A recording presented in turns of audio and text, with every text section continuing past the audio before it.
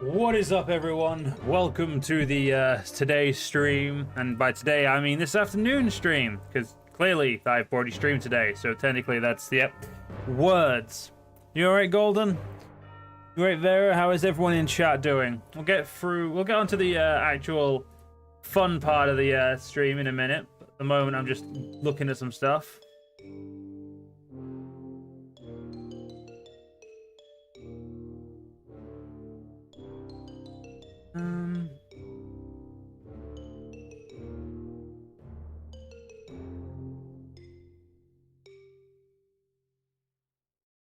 Weird. It's dinner. Oh, look, Sai's here as well. How is everyone? Sai, we've been over this. You don't call me laser beam unless you want to be muted. You know I don't take that shit.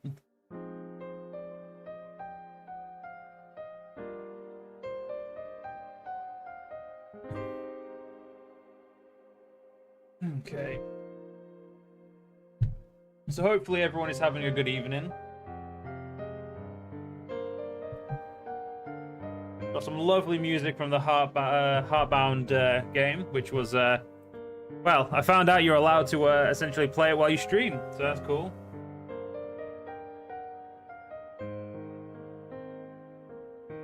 Yeah.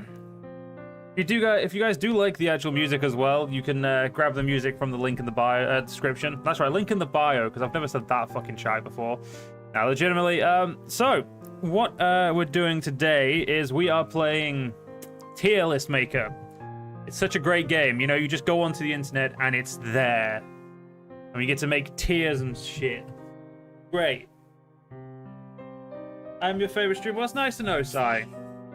You're one of my most annoying people. No, I'm joking. You're chill, Sai. Everyone's chill here. That's what matters. Golden, we've been over this. They're right at the... Wait. You see them here? They're right here. They're right at the end. We'll get to them last. If you can stay to the entire stream, I'll hear your explanation. Till then... Oh, let's see how much you suffer.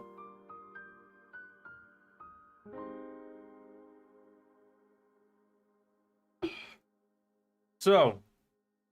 Never done one of these before. And I'm not really the best at these just chatting things and kind of like, you know, doing stuff that isn't, I wouldn't really consider doing elsewise. Let's zoom in a little bit. Make this a little bit easier to see. Great certified VTH fan. I have no clue what VTH is, but fair enough. So, shall we get on with it, or should we wait for a few more minutes and just keep vibing to this honestly really good music? Pirate Software knows what they're doing when it comes to music, apparently. Making it nice and chill.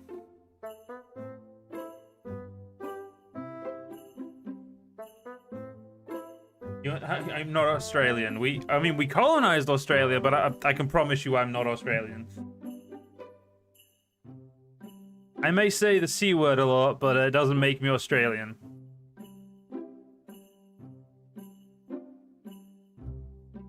Oh, vlogging through history. Fair enough. That adds up. Fair enough.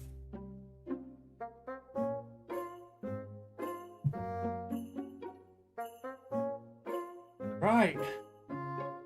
I guess it is time we ranked all of the Bannerlord top tier troops. So there are quite a lot. Honestly, when I did this idea, I didn't actually think to myself, like, oh, I thought there'll be a few. There'll be like 10. And I was like, wait, no, there's not 10. There's loads more than 10. So we have all the noble units at the end, and we have all the other units, obviously, beforehand. In no specific order. Even the noble units, I just put the noble units to the end. No specific order, apart from this guy being right at the end, because, you know, Golden, you know, it's Golden's fault. So,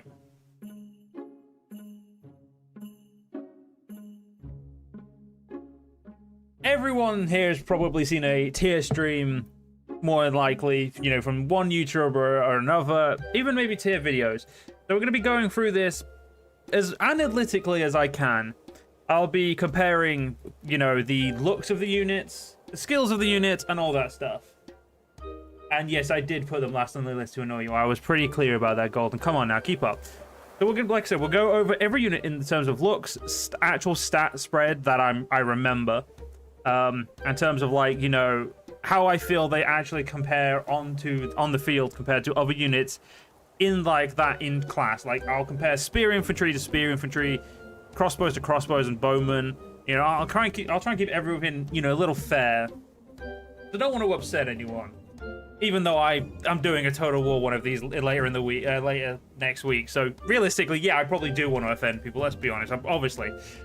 So if we start with the Aserai Mamluk Heavy Cavalry, a unit that I personally have not had a lot of use with, and there's nothing wrong with just playing the console version, dude. Mods are okay. But yeah, if we go to the Aserai Mamluk Heavy Cavalry, as a unit, like I said, I've not had much use with. Comparatively wise, as it is considered a, you know, a heavy horse archer, it's really got heavy competition with, like, you know, the Khuzait heavy horse archer, and, you know, even just the Khuzait Khan Guard. It's legitimately probably a very mediocre troop.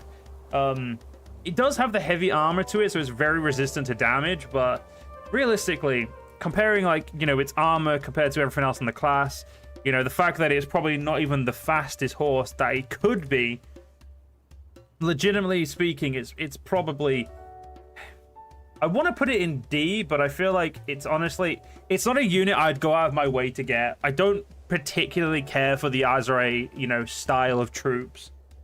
The actual comparative to other units in its block, like, it's a horse archer that has a, you know, a noble unit variant. Why would I even bother going for the Aserai Mamluk Heavy Cavalry? Unless I was doing an Aserai campaign that I was like, I have to use Aserai troops, I don't think I'd ever touch it. Like, it's not a unit I go out of my way to get.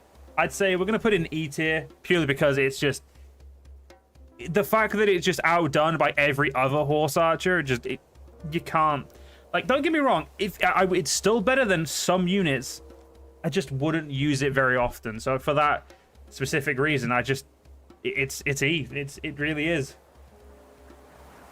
Yeah, like, so as far as I'm concerned, we'll leave it in E. And we may move him to D later as we get into the actual list, but let's go to the Aserai Mamluk Palace Guard. Again, another unit I've used quite a bit in, like, my own games years ago, and, like, over the time, like, I've used them less and less. Because, again, Aserai troops are so out of the way, like, if you play in the map, you're not really going down to the Aserai territory often. You're more likely to go to Vlandian and the Khuzait. And honestly, you're more likely to go to Sturgian because there are too many, like, enemies around there. Like, you know what I mean? Like, you're going, you go to the Aserai if you have to. It's not a place you go often. So, again, recruitment-wise, it's just not worth going to get.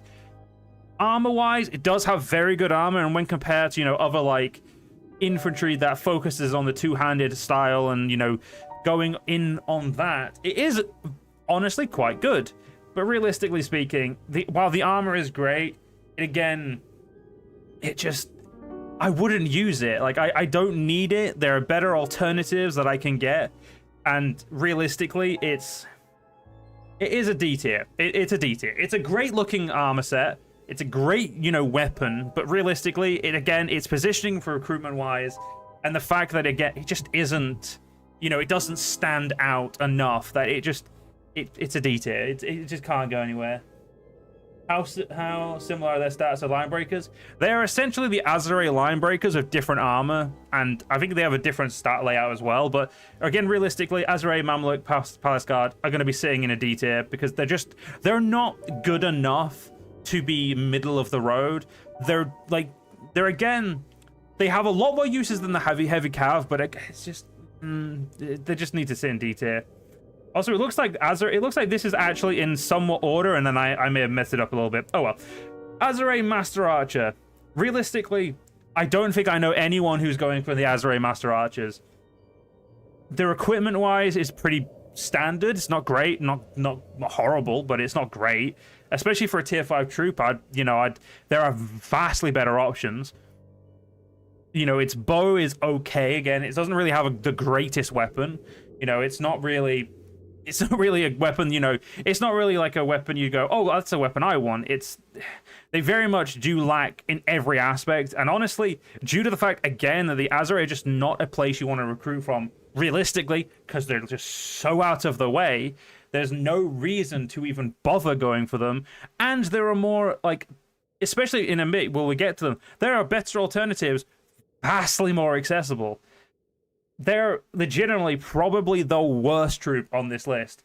They are just, as you all say in the comments, they are forgettable. They're just no one, why would you recruit them? Why would you go out of your way to grab a unit like this? It is, I just couldn't fathom anyone would go get them. They are so badly equipped, badly armed, poor recruitment placing. Honestly, their skills are as basic as every other archer, but because of everything else, it completely lets them down. And it's just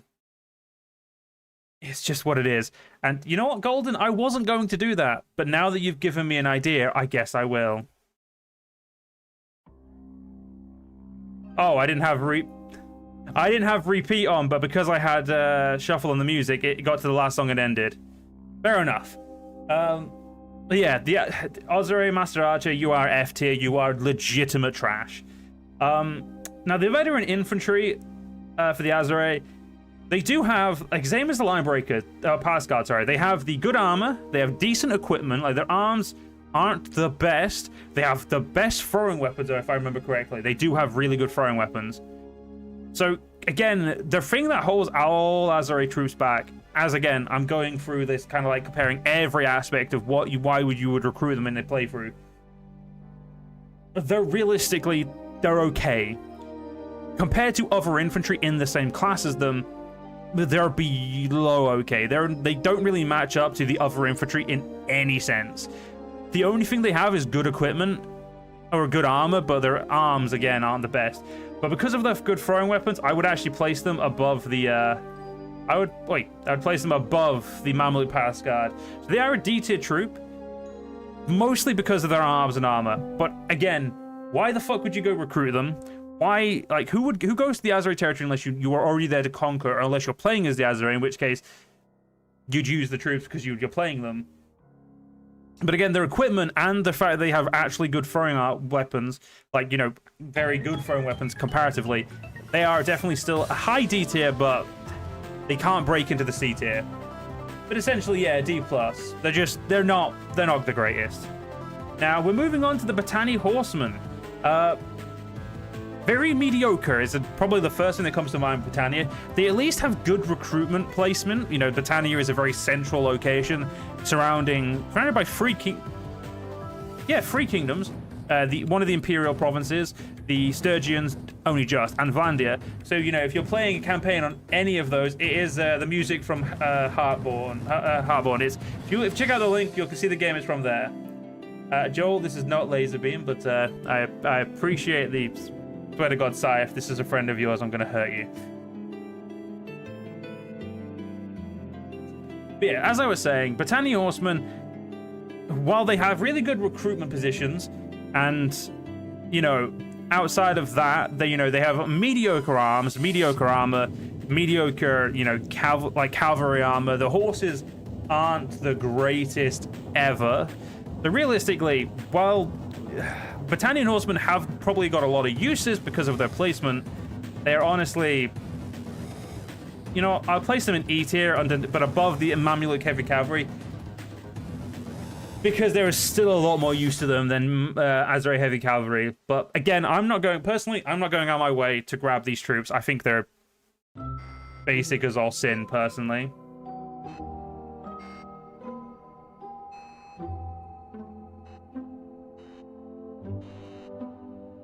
One second.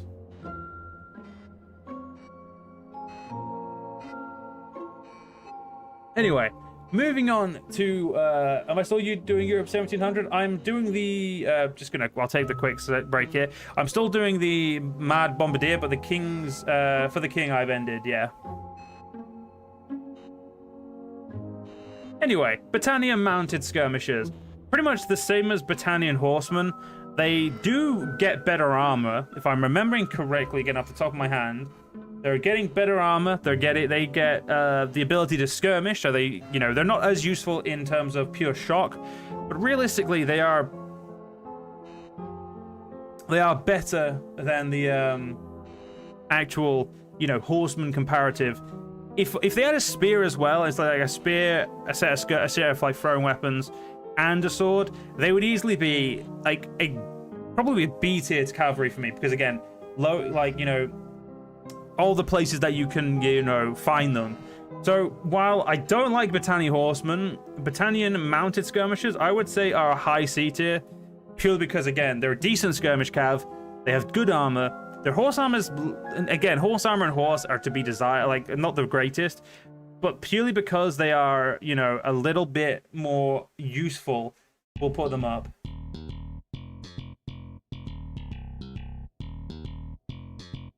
So we'll go with the high. You know, no, fuck that. We'll put them in D tier. I feel like I put them too high up. I'm gonna pull them down a bit. This music really is goddamn funky. I like this. So, moving on to the Battanian Oathsworn, which I need to double check what they are like, because I haven't used those in a long time. Let me just double check what weapons they have.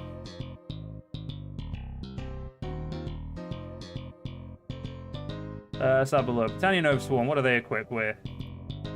Oh, okay, yeah, no, I remember those. So if these are, again, the unit I'm thinking of. Yeah, this is not helping.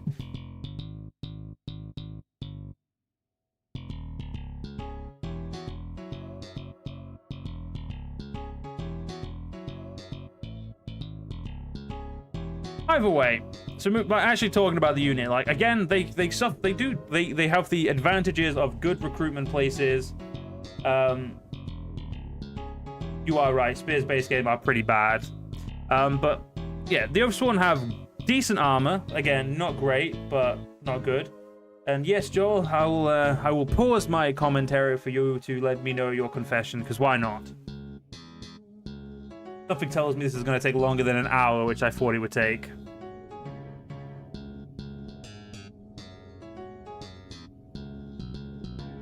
I told you. I knew it would be Sai. It's okay. Anyway, Battanian Oathsworn. Really good recruitment location. You know, very, very available. Armor is mediocre at best. Their, you know, all of their equipment is mediocre. So realistically, while they have a place on the battlefield, they comparatively to other units in their tier or other units in their, like, you know, like other infantry, they are just not good. Like, there is no reason for me to recruit them realistically unless I really needed them. But we're going to put the Battanian Oathsworn, I'm going to put them just under Battanian Horsemen, because I would still use Battanian Horsemen over them, because honestly, at least cavalry have some use to them in terms of their charging and stuff. But realistically, I'm not putting them any higher. There's nowhere for them to be right now. Now, moving on to the Battanian Veteran Falxmen. Now, Falxes are really good.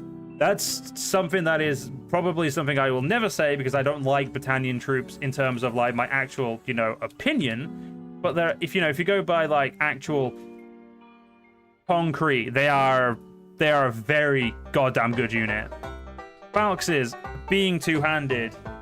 I fucking love this music. It's so random. Gonna move that one on there.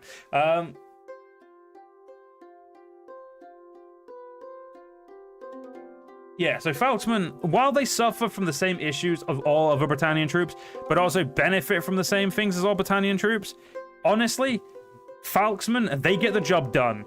They are, whenever I play against Battania, or whenever I play like against units that are Battania but aren't Battania, Falx troops are honestly one of the most painful units to fight, because not only do they hit hard, for some reason, compared to all the other actual two-handed weapons, Falxes are just so much more annoying. Because of that, Falxman's an easy A tier. Like, honestly, like, if I was ever to do a Battania playthrough, which I've never done, I would probably run quite a lot of Falxes, because they hit like a freight train. They are so good at dismantling your line, especially because, as like historically, the Falx was used to destroy, to face shield, people against shields, so they, the edge of the sword would go over and stab the guy in the head, even though the shield would stop it. The edge would still obviously go past them and, be able to wound them. While that doesn't technically work in Bannerlord, Falxes still seem to be some of the most potent two-handed weapons. So, with that, easy A tier, like legitimately the easiest like tiering I've done. There is like some semblance of I could put them in S tier, because I do think they are singularly the best two-handed units in the game, but I don't think that they, realistically, comparatively to every other infantry, I don't think they're an S tier, because they are not versatile enough. They do have like that really good, the good thing that they're really good at, but they're not so good at it that everything else falls to the wayside. They still have their issues. They are not as good as Khanguard, I will say that, but that's not the point. We compare them to infantry. We don't compare them to cavalry, because that's not fair. I have more issues with Falxmen than I've ever had with line breakers. So for now, as this is my tier list, we'll put this in A. Now we're getting to the Battanian Wildling, which is honestly a very weird troop, as it's not really my type of troop. It's essentially a skirmishing infantry. Like it's like it hasn't decided if it wants to be a skirmisher or if it wants to be an infantry, but it's a top tier troop. Like it doesn't have that same like, it doesn't have it suffers from trying to do too much. Because it is technically a skirmisher, it does typically have lighter armor. So because it's got lighter armor, it's not as good as, say, the actual Battanian Oathsworn in terms of, a decent armor for the region. It's still very recruitable, and it does have very good throwing weapons, if I remember correctly. Now, don't get me wrong, they're not, Aserai good. This music just, seriously, it takes me... I've got to find some lo-fi for streaming sometimes, because this just makes me want to giggle. Yeah, they have decent throwing weapons, and again, probably some of the better if remembering correctly. But again, because of their lower armor and, kind of just generally not as good, abilities to be an infantry, even though they're infantry, it honestly is an F tier. It's not worth using. Like, they're okay, but honestly, if there's any other, like if I had to pick a unit that had throwing weapons, it wouldn't be it. If I had to choose an infantry, it wouldn't be it. Like, it fails to do two of the jobs it's meant to do. It's not a good unit at all. And realistically, you're just not going to recruit it, because you'd recruit them out in skirmishes instead. It's just garbage. It's such a bad unit. Now, moving on to the Imperial troops, because apparently that's what's next in this little queue I didn't make. The Imperial Bucalari, there we go. Or the Imperial Horse Archer. Now, this unit is one of those units when I first played the game, I was actually very, very smitten with. I thought this was a great unit. Whenever I played the Empire, I was like, oh, I've got to have a couple of these. They're good. They are, and like, I won't ever argue that they're not good, because they are. They are actually a very good horse archer. Comparatively, they make other horse archers in the same tier look not as good. The only two horse archers I would say that I would prefer over them are both Khuzait. Because let's be honest, if you're going for horse archers, you go for the Khuzaits. Now, if we talk about the recruitability, they're very recruitable. Obviously, they are recruitable literally in probably a good third of the map, maybe more, given how big the Imperial provinces are. So not only are they readily accessible, they have very good armor, they have very good bows for the units, they have, unfortunately, very lacking horse armor and horses, so the only thing that really drags them down is the horses. Now, if they had a little bit of horse armor and a bit better horses, they would be probably on point with the Khuzaits. But obviously, they're a tier 5 troop, they're not allowed to. That's not how that works. But because they are legitimately very good standalone troops. Now, I will also say this, when we talk about horse archers, we should compare them to how they work on foot in sieges as well, because, you know, that is actually still important. And unlike at the time I've ever used, you know, heavy Mamluk, heavy cavalry, and they've always disappointed me, Imperial Buchalari, sorry, have very good bows and very good, they tend to do very good when it comes to shooting. Now, I won't let that affect my opinion making, but it's a fact that I should, you know, bring up. I'm going to put them in B. I think legitimately they are actually, like, if you're going for like a no noble troops, and I wasn't, you know, and I wanted troops that are readily available always and easy to train up, Imperial troops first off. But the Imperial Buchalari is actually just a very good archer, and if you just tell them to get off the horses, they'll do just as well as any foot archer will. And they have decently good, like, well, not decent, they have good armor. Like all Imperial troops, they are very, very well kitted. And as such, easily a B tier, easily. They can't go any higher, purely because while they are I would say they're currently the best horse archer outside of the Khuzaits, there's nothing that can make them go higher than B tier. Like, if accessibility was much more important, I would say easily put them as high as possible, you know, push them to the moon, great unit, but they're just not, they don't need to. They're a perfectly good B tier. Now, moving on to one of my least favorite troops in the entire game, the Imperial Elite. Menel Vald, I can't even read the name. The Imperial Two-Hander. That's what I'm going to call it, the Imperial Two-Hander. Honestly, when it comes to troops that I recruit, again, talking about the fact that it's very recruitable because it's an Imperial troop, the fact that, again, is very well armored, its weapons aren't not... I don't personally like the weapon, but it is technically a good weapon. But comparatively to every other two-handed weapon in the game, and honestly just everything else about it, the elite meta, I'm just going to call it the elite meta because I actually can't say the full name because I'm very bad with pronunciation. The Imperial meta is... It fails in every single attempt to do what it should do. Because it uses a longer two-handed weapon, instead of like actual it uses a polearm more than a two-hander. Because of that, it suffers greatly. While it could be good, it never seems to arrive.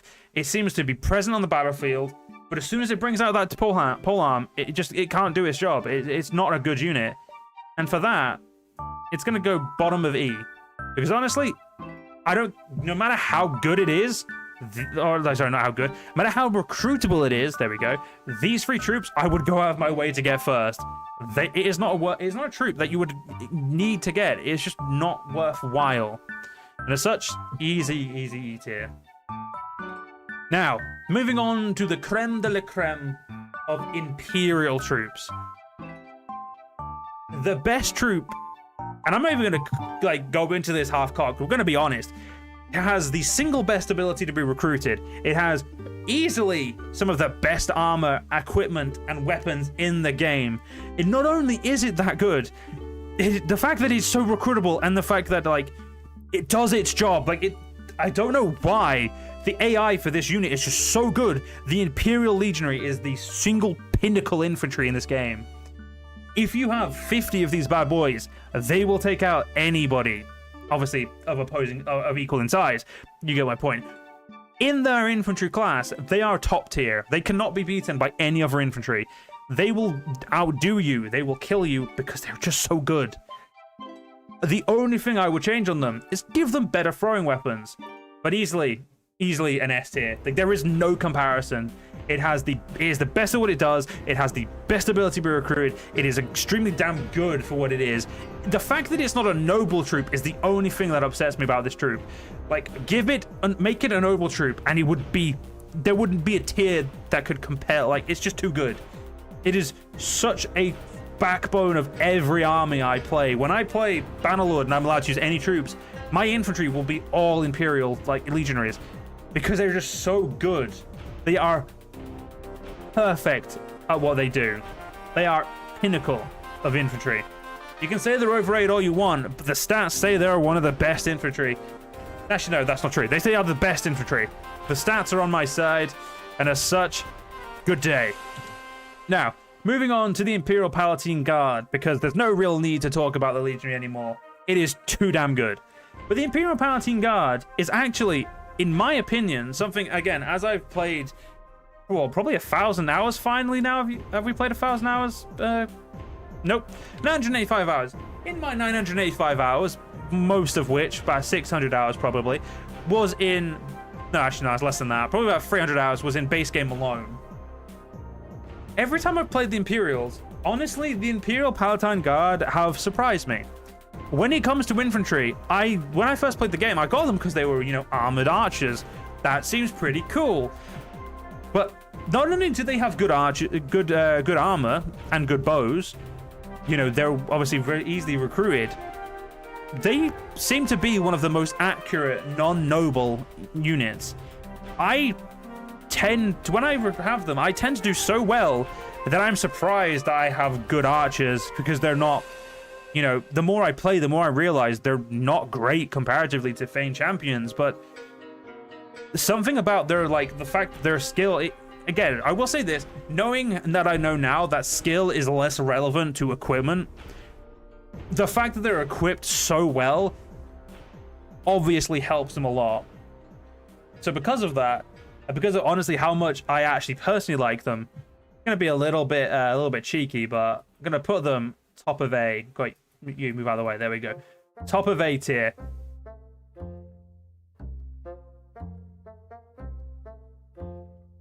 I did the same mistake I always did. What do you mean I did the same mistake I always do?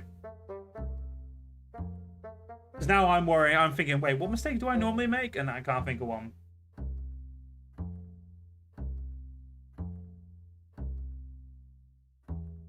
Come on, Si, you're holding up the entire stream.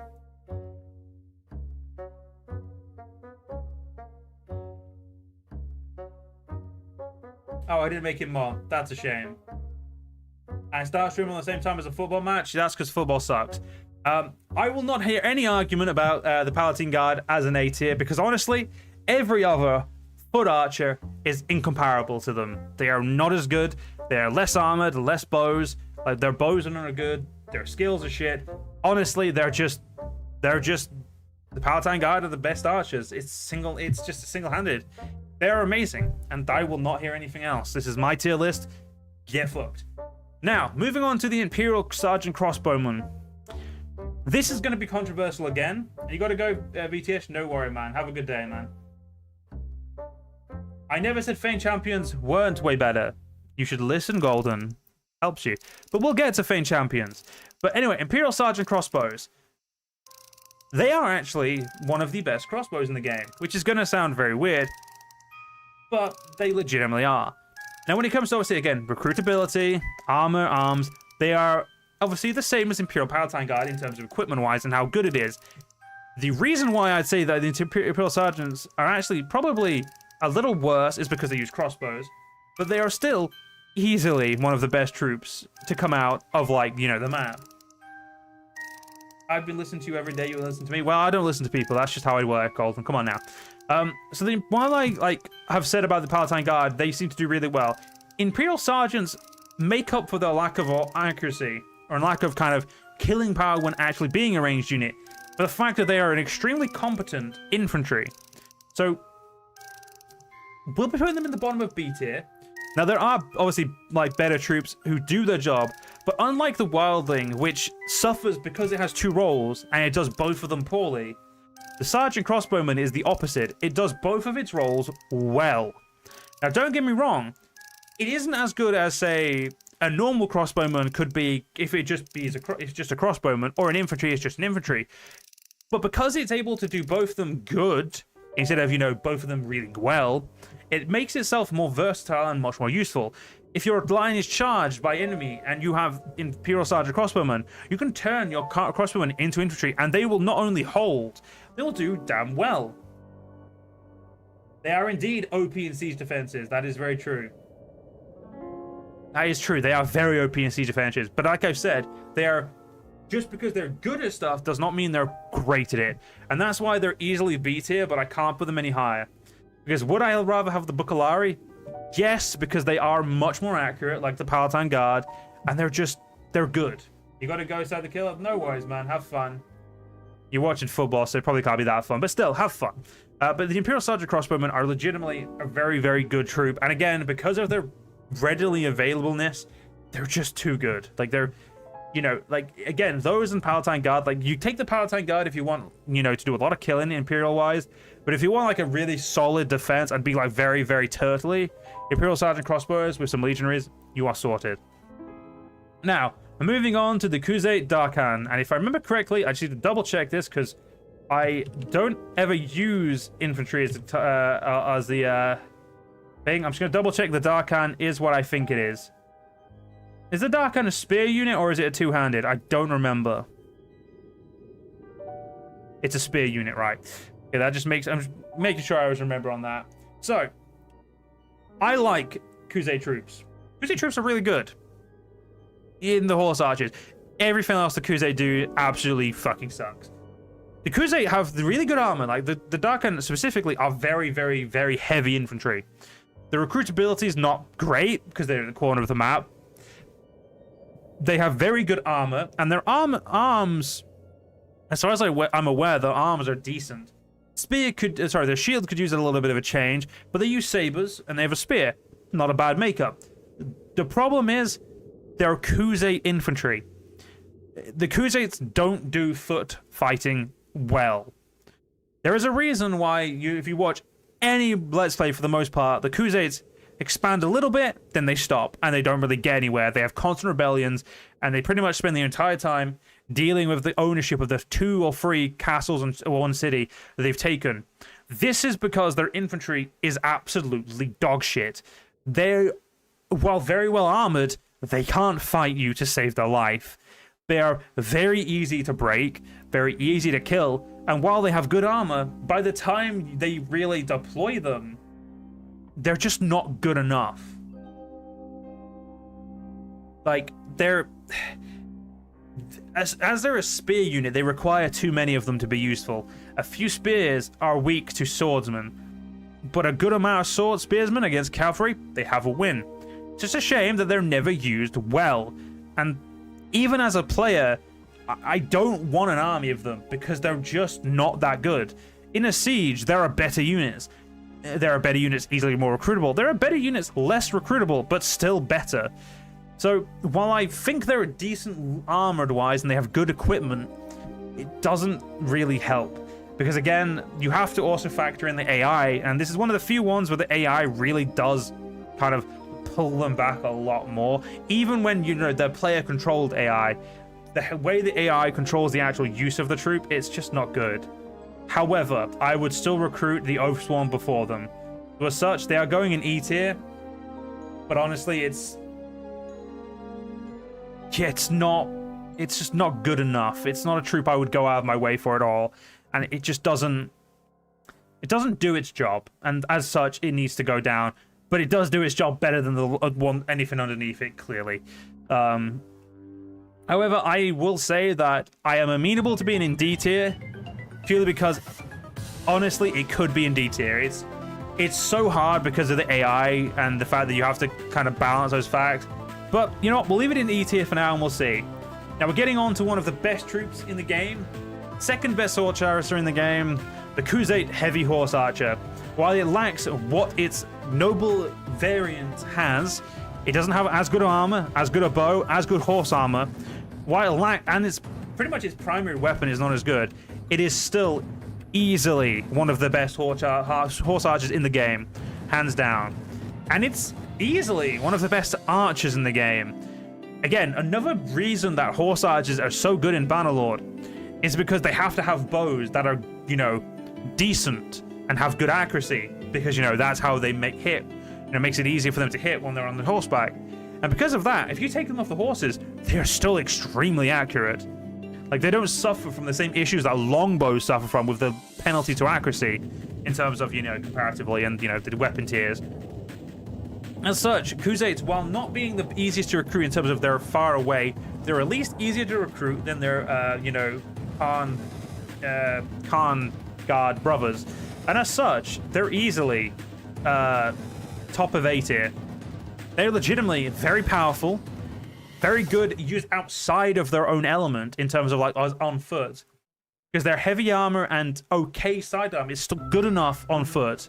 While I would say that they're definitely a unit I'd prefer to use on foot compared to the unit we'll talk about in a minute, they are actually legitimately very good units. And if you're going, again, for a non-noble troop run of Bannerlord, they should be on your list of like troops. Them or the Imperial Baccalaria should easily be your on your troops. They should be on your army. There's no argument here. They should. It's just a fact. Now, moving on to the Khuzait Heavy Lance. The Heavy Lancers are, best way to put it, a disappointment. They have very good armor. They have very good horse armor. The horses are okay. The lack of really good recruitment, again, being a really small part of the map and also very well out of the way, is a problem. But honestly, their weapons just suck. I use them quite a bit in a campaign, and I use them quite a bit outside of that. Comparatively to any other cavalry, they cannot make it work. They don't work as shot cavalry, and they're honestly not good at being melee cavalry either. They don't have a position on the field as cavalry. And thank you on the 10 million views, Golden. It took us a while, but we got there. But yeah, the Heavy Lancers, they don't fit the mesh. If they were to fight lower tiered units, they would be okay. They'd be able to stand their ground a little bit, but as soon as everything else gets on even footing in terms of tiering, they immediately become obsolete. They do have good armor. That is, again, the only redeeming factor really of them. But again, you're not going to recruit them unless you are forcing yourself to be only Khuzait troops. And even if that, they're not as good. There are better alternatives that are better at the job as a shock trooper or shock cavalry, and are better at the job of a melee cavalry, that they just don't have any position. They're still better than Battanian wildlings though, easily, but they are an F tier. They're not worthwhile. They shouldn't. They just don't need to exist. For a faction that's so good with cavalry, it's a shame that the Heavy Lancer is so bad and just doesn't match well with everyone else on the field. But it is what it is. Now, knowing that the Khuzait are very much good at good at horse archery, and honestly are very much renowned for their archery in general, this makes the next unit so disappointing to me. The Khuzait Marksman is horrible. It has really bad armor. Like, I get it. Light armor is good for archers. You know, lets them move easier. Their armor is not really even the problem. Their bow isn't great. The accuracy seems to be very iffy on them. So why would I want them? You know what I mean? Like, they just don't... They don't really realize their true potential as a Khuzait unit, specifically built around archery. They are just so bad. Like, they can move a little quicker on the map, sure, in terms on the map, on the actual field of battle, but it doesn't mean anything. They don't tend to get too many kills. They don't really tend to do much in the battle. If anyone gets near them, they're screwed. They don't have good weapons to fight back with. They're not good. They're a very bad unit. They make every other archer look better by being next to them because they just don't do the job they're built for. Yeah, they'll hit a few enemies, but like other units can actually, you know, be charged and still be decent. But in my experience, the Khuzait marksmen just don't have the staying power. They don't have any staying power, for lack of that. They don't do anything. They're just not good. And as such, I'm not even going to talk about it because I'd actually rather have Battanian wildlings prefer to them. The Khuzait marksmen are a disappointment in every goddamn way. They are not worth having. They should be in the bin. That's why I've put them in there. Actually not. They're actually so bad. Let's add a new row. Bin. There we go. They're in the bin. Where they fucking belong. Because they are horrible. The bin can be black. Great. There we go, yeah. I was trying to think of like, that's about the same color as my rubbish bin, but no, that you can't actually see it. There we go. There we go. In the bin where they belong, because they are legitimately a garbage unit. And again, thank you playlists for playing a song that just does not fit the vibe of the stream. Weapon sniper mask. But yeah, you marksman bin. Now, we're now going to move on to a very big positive after I take a quick sip of drink, because I've been talking a lot and my throat hurts.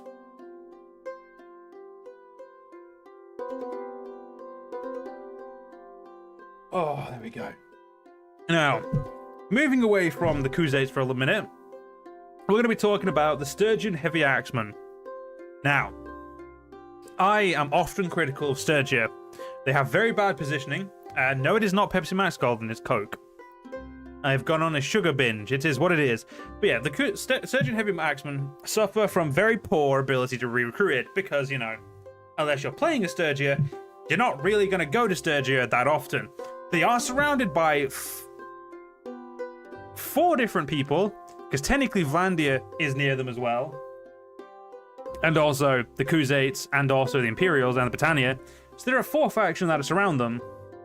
But generally speaking, they are not, you know, easy to get to. The difference is, compared to pretty much every other unit I have said is not good because it's so, like all the Aserai troops that you're just not going to go get. Because again, the Sturgians and the Aserai do share the similar, like, kind of issue where they both have 2 sides that you can get to them from, and then they're surrounded by water in essence. The reason the Sturgians are worth it is Sturgian Heavy Axemen are easily some of the best infantry in the game. They are very heavily armored. Their shield is amazing. Axes, just the fact their axes are just so good. If used right, Sturgian Heavy Axemen can be some of the best units on the field. Now, the AI doesn't know that, because the AI is not the greatest at playing the game, which is weird, because, you know, it's a game that the AI should be good at. Unfortunately, the AI do not use them well. However, honestly, if I had needed an axe unit, I'd go get I know that Sturgian's only the one that use axe units in this, but you get my point. If I had like loads of axe units, I'd still go to Sturgia comparatively, because they're very good units. They are very, like, their armor and everything about them adds up. The biggest detractor is legitimately where they are. But if you look past that, they are on par infantry-wise with, like, the Feather and Falxmen in terms of how good they are at what they do.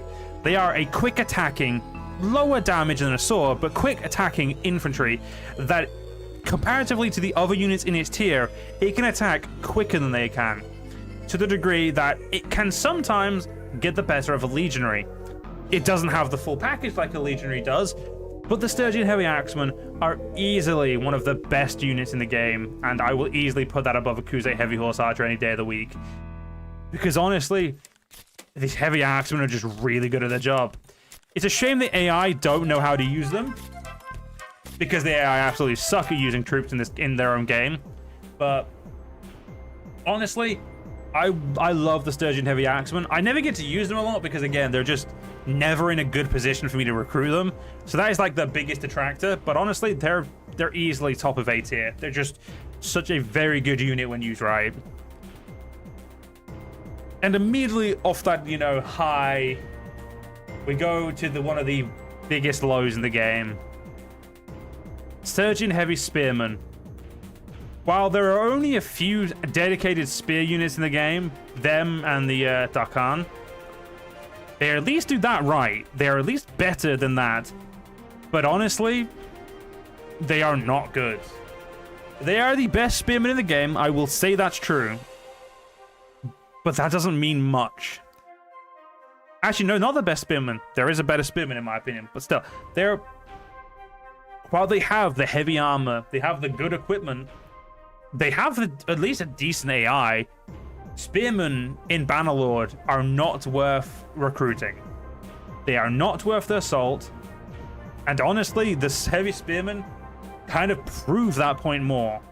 While they can take a cavalry charge and live, which puts them above other units, because they just have that slightly higher armor, they are not a unit I would recruit by choice. And it's not, Golden, honestly, this is actually how I feel. I have no disagreement with you, to be honest. This is just how I feel about these units. And if I was going to disagree with you for the sake of disagreeing with you, you would know, I can promise. Now, as I was saying, the heavy spearmen want to be good. They have everything that it takes to be good, but they just aren't. Now, it's probably more to do with the fact that Bannerlord's AI doesn't really like spear units and really nerfs them into the ground. But they don't really do as well as they should. They don't have everything they need to be, you know, proficient on the field at all times. They excel in a few key situations. But if you put them into, say, sieges, they immediately start having problems. You put them into, say, you know, defenses, they have problems. They can't be used in a siege realistically, comparatively to all the other units that are available.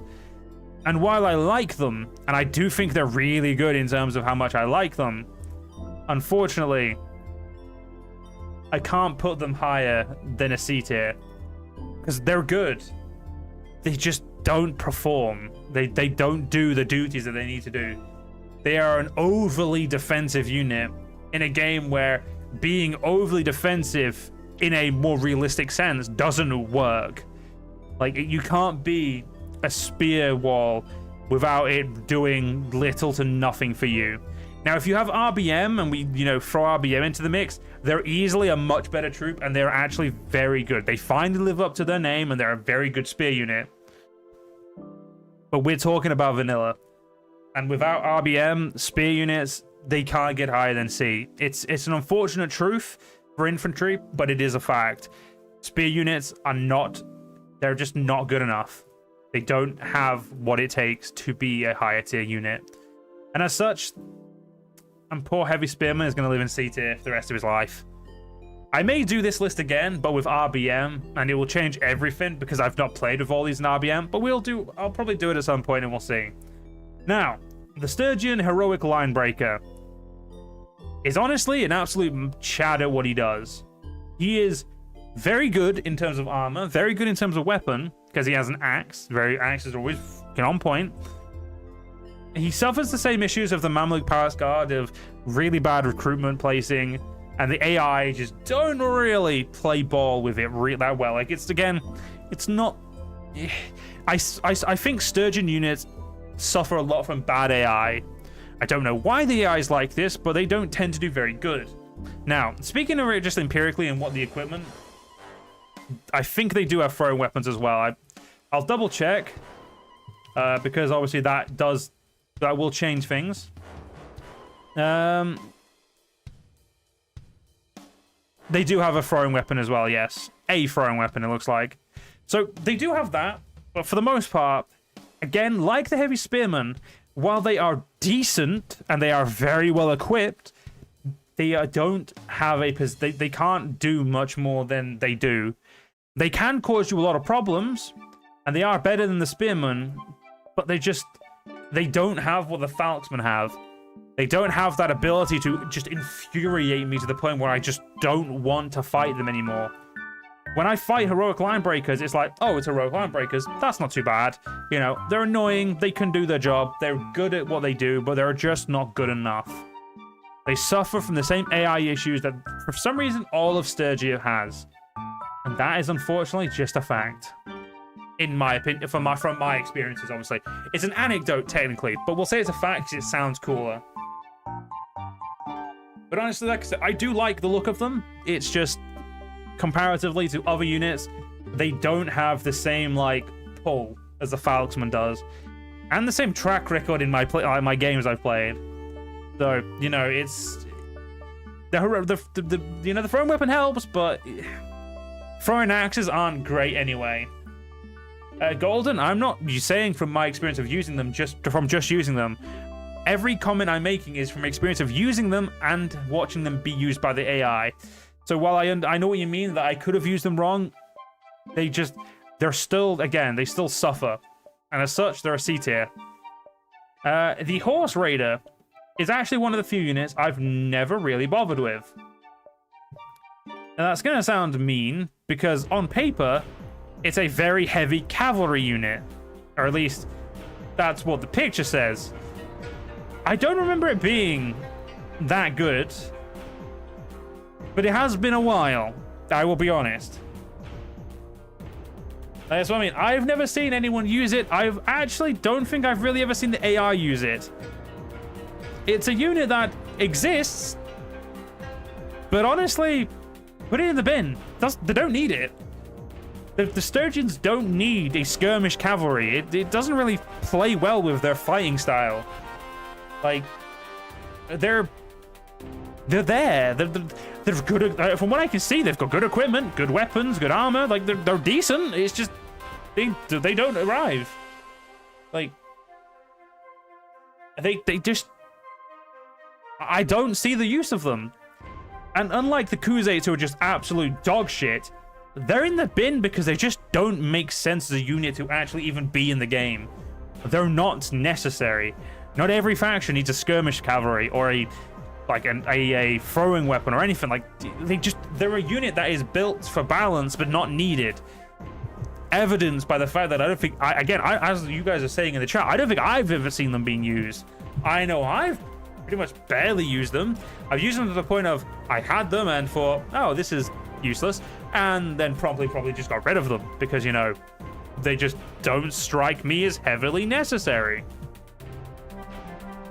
So we'll move right on because there's no reason to talk about them because, you know, they're already in the bin. Now, Sturgian Veteran Bowman. Again, I will say that, again, I think every faction does need an actual skirmish unit in terms of, like, you know, a bowman. Not really overly sold on the Sturgian Bowman at all. Like, they don't have good armor. They don't have a good bow, if I'm remembering right. And their sidearm is, again, I think it's an axe, isn't it? It's not, like, while axes are great, again, veteran bowmen don't really have anything to kind of write home about. Like, there's not really much I can say about them. They're just not good. They're like, again, using like all the same criteria. Their recruitment is kind of naff. Their equipment is just garbage. Their bow is shit. They don't have a horse, so it's obviously not applicable. Why? I can't see why you'd want them. Like, why would you go out of your way to get them? Like, they're not good. And honestly, I don't want to disagree with you, Golden, because I actually was about to do this.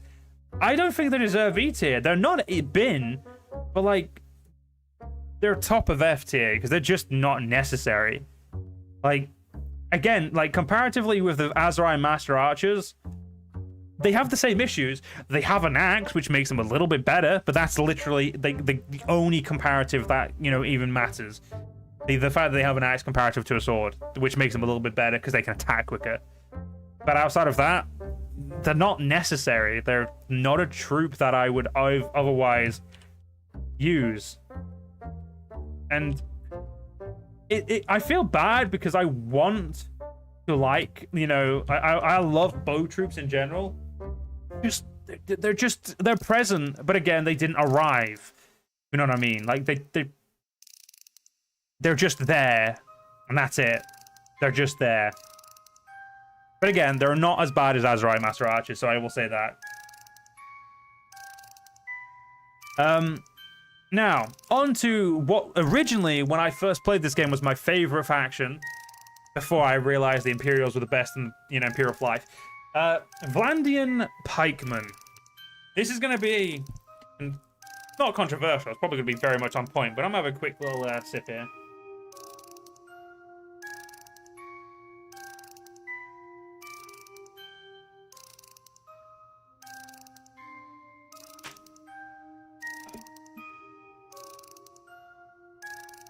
You know what, Sniper? You've actually hit it on exactly on the head there. Vlandian pikemen are one of, if not actually, the worst top tier troop. They have a pike, they have a sword, and they have a little bit of armor. And like that, that's it. They are, by definition, garbage. They are not a good troop. While I understand that pikes have a very good place in Bannerlord, without RBM, Vlandian pikemen absolutely suck. They are unable... Oh yeah, that is me scrolling. Wait, no, that was music, dude. If I scroll my mouse, you'd know. It's not loud at all. But yeah, Vlandian pikemen, they just... I don't want to overuse the sentence, but they are present but don't arrive. They just don't do what they need to do on the battlefield. While they can be good situationally, now that spear bracing is a thing, and obviously spear bracing has been a thing for quite a while now, but obviously, you know, spear bracing with them is great. They can deflect a cavalry charge. But if that cavalry just decides to, you know, go into melee with them, they're dead. They're not doing much. They don't have staying power. And realistically, you don't want infantry without a shield in your line. With how Bannerlord is played, they are very bad in terms of that. They do have good recruitment in terms of like Vlandir, while again out of the way, like the Khuzaits are, they're in the way enough that you're probably going to go to them a few times just because they're there and they have a good spread of land. So they're not the worst troop to go out of the way to recruit. Welcome back, Sai.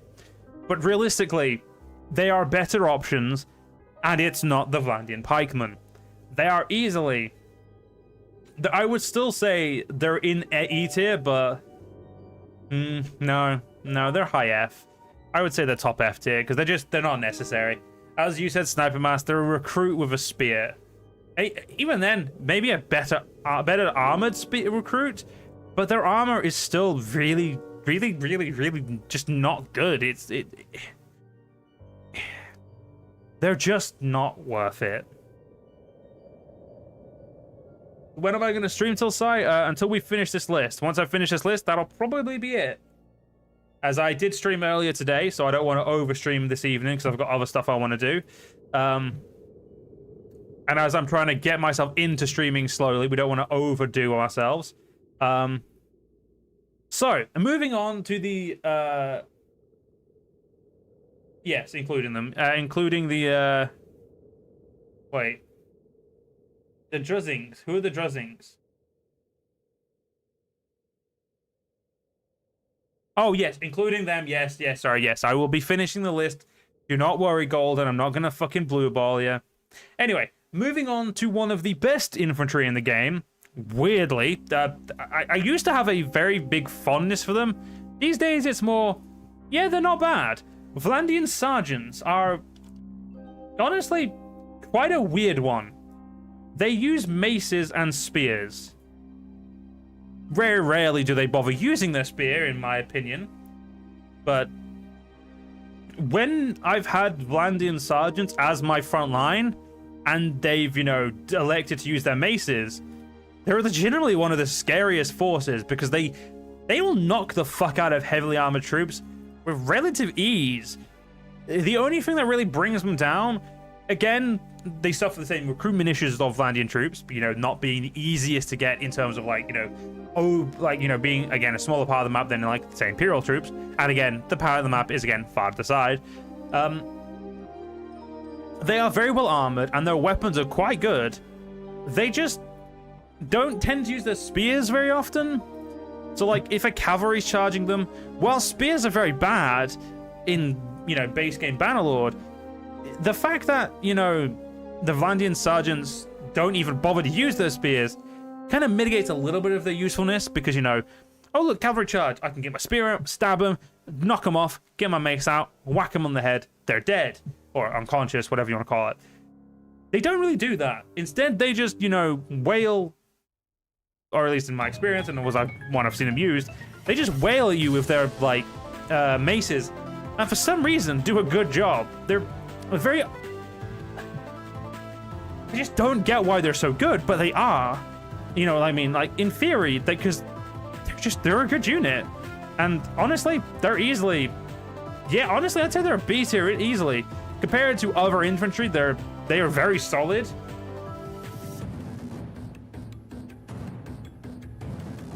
Even that 45 is enough, like, because you got to remember 45 for the 45 armor for the chest is enough. It's not perfect. It's heavy enough for infantry though, and given that their role is essentially they just mow people down with their maces, it's a brilliant unit. Again, they don't have the same staying power as like Axemen or Legionaries, but they're easily, honestly, better than her spearmen, because if they do use the spear, which is I've never really seen, they probably use it right. Because for some reason, you know, they're yeah, it might not suck. But again, as I've never really seen them use their spear, based solely on their mace usage and also the other factors, honestly, I would go out of my way to recruit them. They're a decent unit. Like, they know what they're doing. And, you know, again, comparing the AI and the fact that the AI doesn't always act the same for every unit, which obviously shouldn't, they are very good units, even when in AI control. And as such, they deserve to be a B tier easily. They never use spears. That's what I mean. I have seen them use it once or twice, but realistically, they don't use their spear that often, if ever. Now, moving on to the next one. The Vlandian sharpshooters. When I first played Bannerlord, this was my go-to ranged unit. Before I became a fanboy of the Imperial troops, before I used the Imperial Baccalaureate and Imperial Palatine Guard, the Vlandian sharpshooters were my go-to. And as I said, they share the same thing with Imperial sergeants. They are very good at being crossbowmen, and they are very good at being infantry, as their shield is very big, has good coverage, and they're able to swing their swords decently. The problem is, as you start to, you know, play the game more and, you know, experiment with other troops, sharpshooters go from being really good, but slowly and slowly and slowly teeter into uselessness. They're a good troop, don't get me wrong. They're not good enough. Their armor is lacking heavily to comparable units. Their recruitment makes me want less to go out of the way for them when I know I can get a comparable troop easier.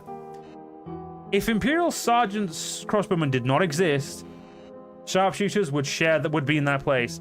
But because they exist and that, you know, changes the curve, as much as I hate to do this, Imperial sharpshooters are low C tier. While they can get the kills, crossbows pierce the armor, and they're decent enough as an infantry, they have no staying power outside of their shield. Their armor is very low, and like low, again, comparative to units that share the space with them. They're just... They can't get the job done. And that is the problem. They are not good enough for what they are. And as such, they go in C tier. I feel bad, but that's where they belong. Now, onto the Vlandian Vanguard. This is probably going to be the first time I've probably said this about a unit that has a comparable noble unit. Other than the Horse Archer. They are surprisingly good.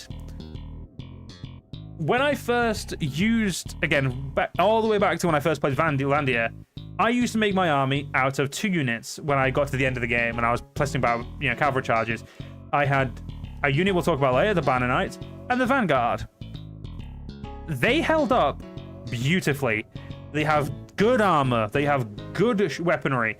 They have good horse armor. They have a good horse for a tier 5 non-noble unit. They are surprisingly well, and they function as a shock cavalry exactly as intended. Are they the best melee cavalry? No, because they are shock cavalry. They can't do 2 jobs really well, but they are surprisingly good at what they are meant to do, which sounds weird when you say they're surprisingly good at what they were built to do, but they're surprisingly good at what they were built to do when there are better options on the table. And even when you include those better options, the Vanguard is actually a very good troop. That is a troop. That is a truth. Sniper Mask. why should you get them when Vlandian squires exist? And I wholeheartedly agree. Their existence doesn't make sense, but they're extremely good, regardless of whether or not they should exist. Unlike the Sturgian horse raiders, which do not have a use and are just completely useless in an army that, you know, it just doesn't need that skirmish potential. Vlandian armies having a non-noble equivalent to the Banner Knight that is honestly as good as a tier 6 Banner Knight, why wouldn't you use it, you know? It's legitimately a great unit for what it's worth. Much more recruitable than Banner Knights because you can recruit it in any settlement because it is a regular troop, so it has a lot more variety to it. But other than it's actually got good equipment. Like, its equipment isn't even that much lower than a Banner Knight. It's a stupidly good unit for a non-noble tree, and as such, it is honestly easily. I want to put it in S tier, but I'm going to put it just under the Heavy Axeman, because while I know that the heavy horse archer is great, it is easily pales in comparison to its, like, you know, noble cousin. The Vlandian Vanguard can stay on point with its cousin, and it's honestly, if I wasn't going to rate the Banner Knight a little higher, I would put it higher. But moving on to the last non-noble unit before we get to the 6 final units of today, is the Vlandian Volga, I believe it's called. A Volga. I have very mixed feelings about this unit, and it stems from the same issues I have with other units in this tier list, and that is the Imperial Mena, or Imperial Elite Mena, or whatever the fuck it's called. This douchebag. It suffers the exact same issues. The only difference is it is less armored. It does not have the Imperial armor to, you know, give it a little bit of a backbone and make it a little stronger. It is essentially just not a worthwhile unit to have. It has firing weapons, apparently. Don't know why the hell it has that. It's now that I'm looking up, but realistically, I've never really bothered with it. When I first played the game, of course I tried it, and obviously I've used it since then. It's just not worth having, honestly. It has no no shield, which means it's immediately has to get through crossbow fire, bow fire, you know, has to get to you to get to the enemy to even be effective.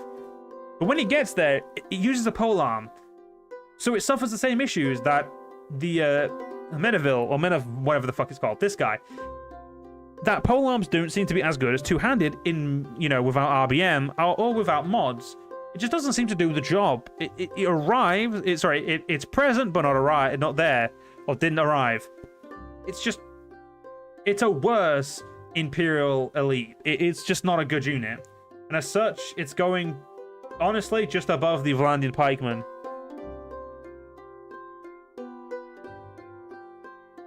I mean, he may have what he's supposed to, but honestly, he just doesn't, like I said, he doesn't arrive. I've never seen them do well. I've never noticed them having a two-handed sword, so that's honestly something I'm amused by. That if they had a two-handed sword, I would honestly expect better from them. But I've never seen them with a two-handed sword, so I won't comment on that. But from my experience and what I've used of them, they're just not a good use them. We should make it... No, we're not doing that. Now, while I hope everyone appreciates my current rankings of this, time to talk about the noble units. Now, I'm going to preface this as a thing. We're no longer going to take into account how easy to recruit they are for noble units. Doesn't need to be. Noble units are something you go out of your way for if you want that type of unit anyway. There is no real comparative in terms of that. Noble units are good. They have very good skills, and they have equipment to back it up, typically. So as such, I will obviously, we won't need to talk about, the distance and stuff like that. But first things first is the Battanian Fian Champion. The Fian Champions are the pinnacle of archery in this game. I used to take the piss out of them thinking, oh, I hate Battanian troops. But if we're being a realist, and I'm being completely honest, they are legitimately probably the best unit in the game. I love Imperial Legionaries, but Battanian Fian Champions are singly too good. They are the best archers by a landslide. Their bows are beautiful. Their accuracy is amazing. The range that they can actually get is great. They're just able to absolutely control the battlefield as they need to. Their armor is actually of the heavier variety for Battanians, which is really good because, you know, heavy archers are typically very good. They're a little slower, but that doesn't seem to matter. They also have, if I remember correctly, don't they have a two-handed weapon as well? I'm pretty sure Battanians have a two-handed weapon as well. They do. So not only are they extremely broken in melee if need be, as they have, you know, the ability to whip out an extremely potent weapon, which they are very well trained in as well, and it's also a higher tier two-handed weapon. They're legitimately, it's hard to compare with them on how good they are, how versatile they are. And as such, they're easily just the top of the S tier. I'm going all the way from Aserai to get Battanian Fian champions if I'm doing a play with what units I want mod like choice. Like, there is no argument with like what I'm going for them. They're great. And while skills, I will say this, skills do not have as big of an impact as, you know, I used to believe after I've done testing. That 260 skill still means something with how good their equipment is. It changes everything. So Battanian Fian champions are just too good. They're top of S tier easily.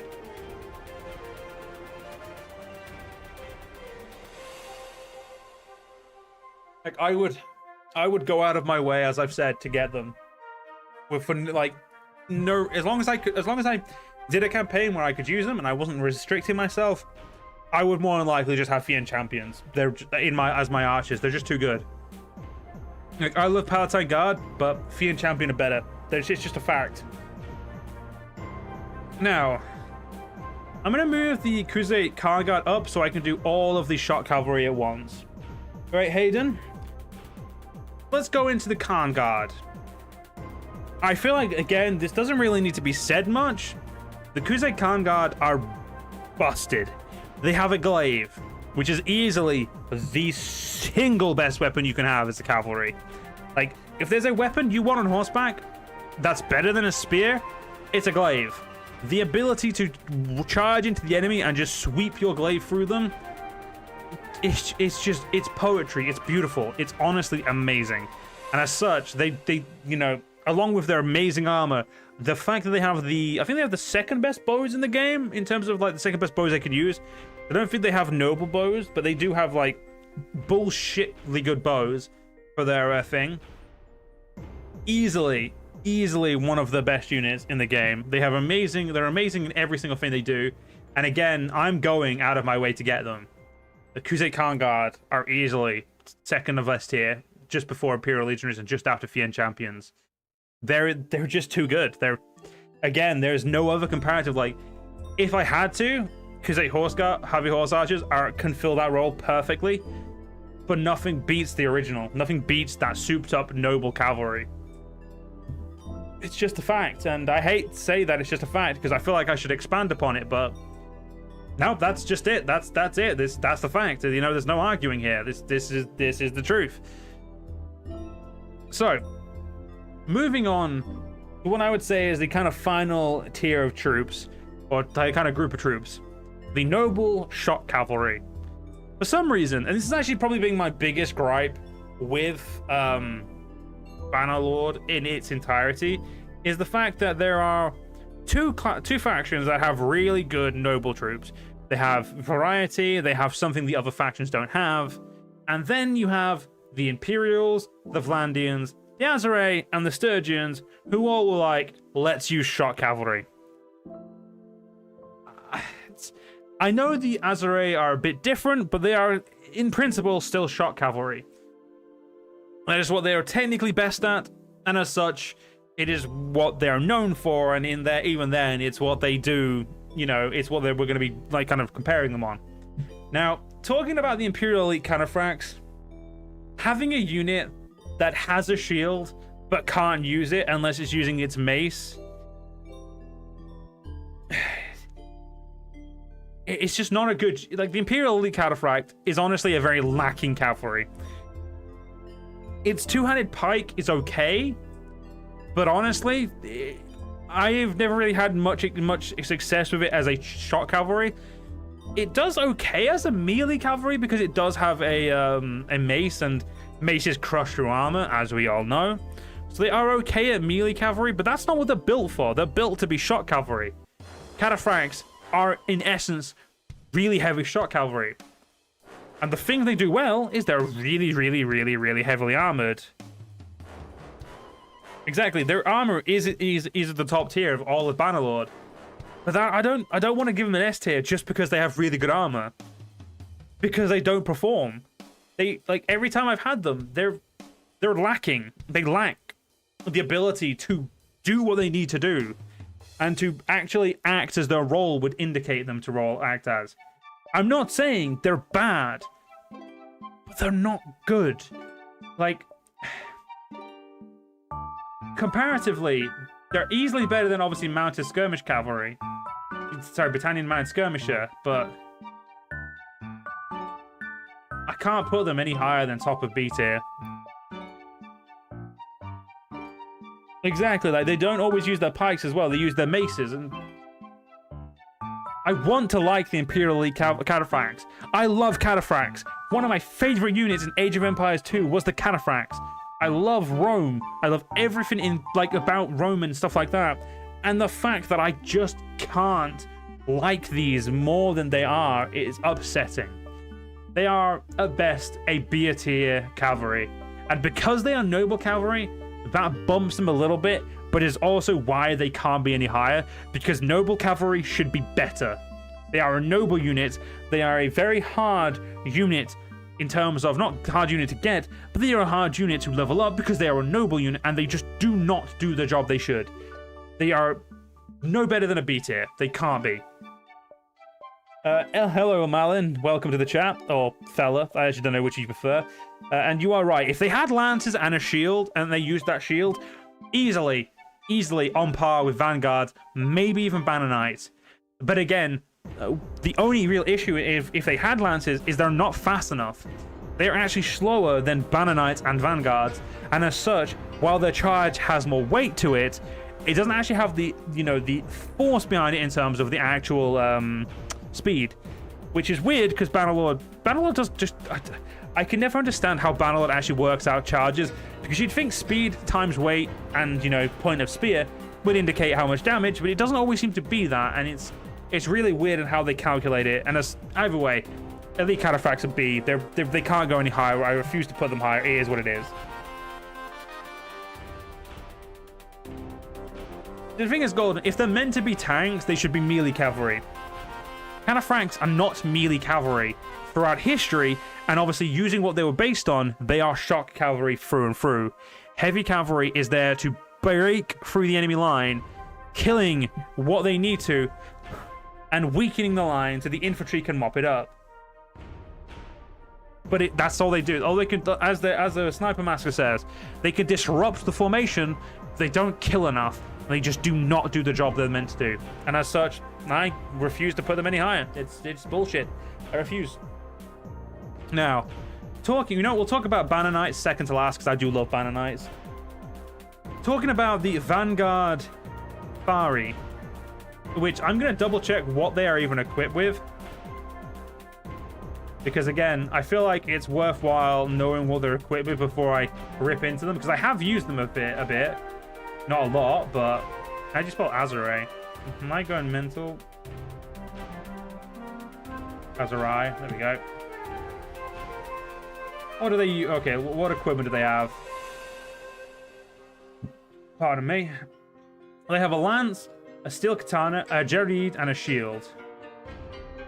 So, while they have what would be considered very good basic equipment, they have a Cascara, which I believe is a curved sword. No, it is not. Okay, that's a few points off there. But they have a lance, which is good. They have the thing that shock cavalry need. They have a sword as a backup, decent. They have a throwing weapon, the best throwing weapon, mind you, and a really shit shield. The shields aren't good. They're not a good shield. If we compare their armor, they are wearing decently heavy armor. But again, this is kind of the problem, is comparatively, they're not really anything to write home about. The fact that they've got throwing weapons means you have to actively tell them not to use it if you want a good shock charge from them. And if they do use their throwing weapons, they're not good at it. You know, they suffer the same issue other skirmish cavalry have in Bannerlord, such as, you know, the mounted skirmisher from Battanian. While they have throwing weapons, why do they have throwing weapons? You know, they don't need them. They don't make the unit better. They don't add the versatility of them because they're just, you know, means I have to press more buttons and tell them to not use them. Does it make the AI suck with them? Yes, it does.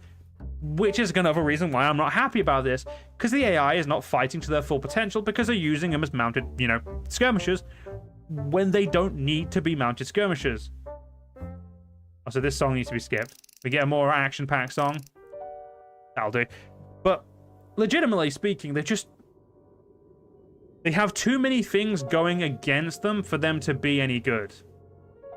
They just, as a noble unit, they should be better. Like, if I was to say it, I honestly think the Mamluk heavy cavalry, if that was a noble unit and was equipped as such, would be a damn sight better than the Vanguard Fari or Faris. The Vanguard Faris is just not. It is an absolute piss take of an S tier of a noble troop. It is not worth paying for. It's not worth going out of your way for.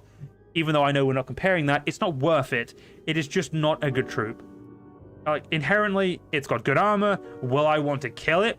Cool. Yeah, I'll definitely want to kill it because it'll give me some good loot. But past the loot, it's not worth it. I think the lowest we have at the moment for a noble troop is B tier. Wait, we've done 3. 3.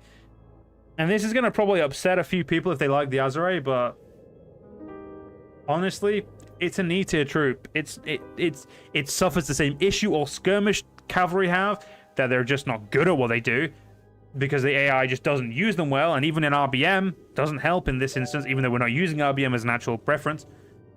It's not good at being a shot cavalry because it doesn't have chance to actually be a shot cavalry unless you tell it to specifically be, you know, a shot cavalry. It just doesn't do its job. It is just not good.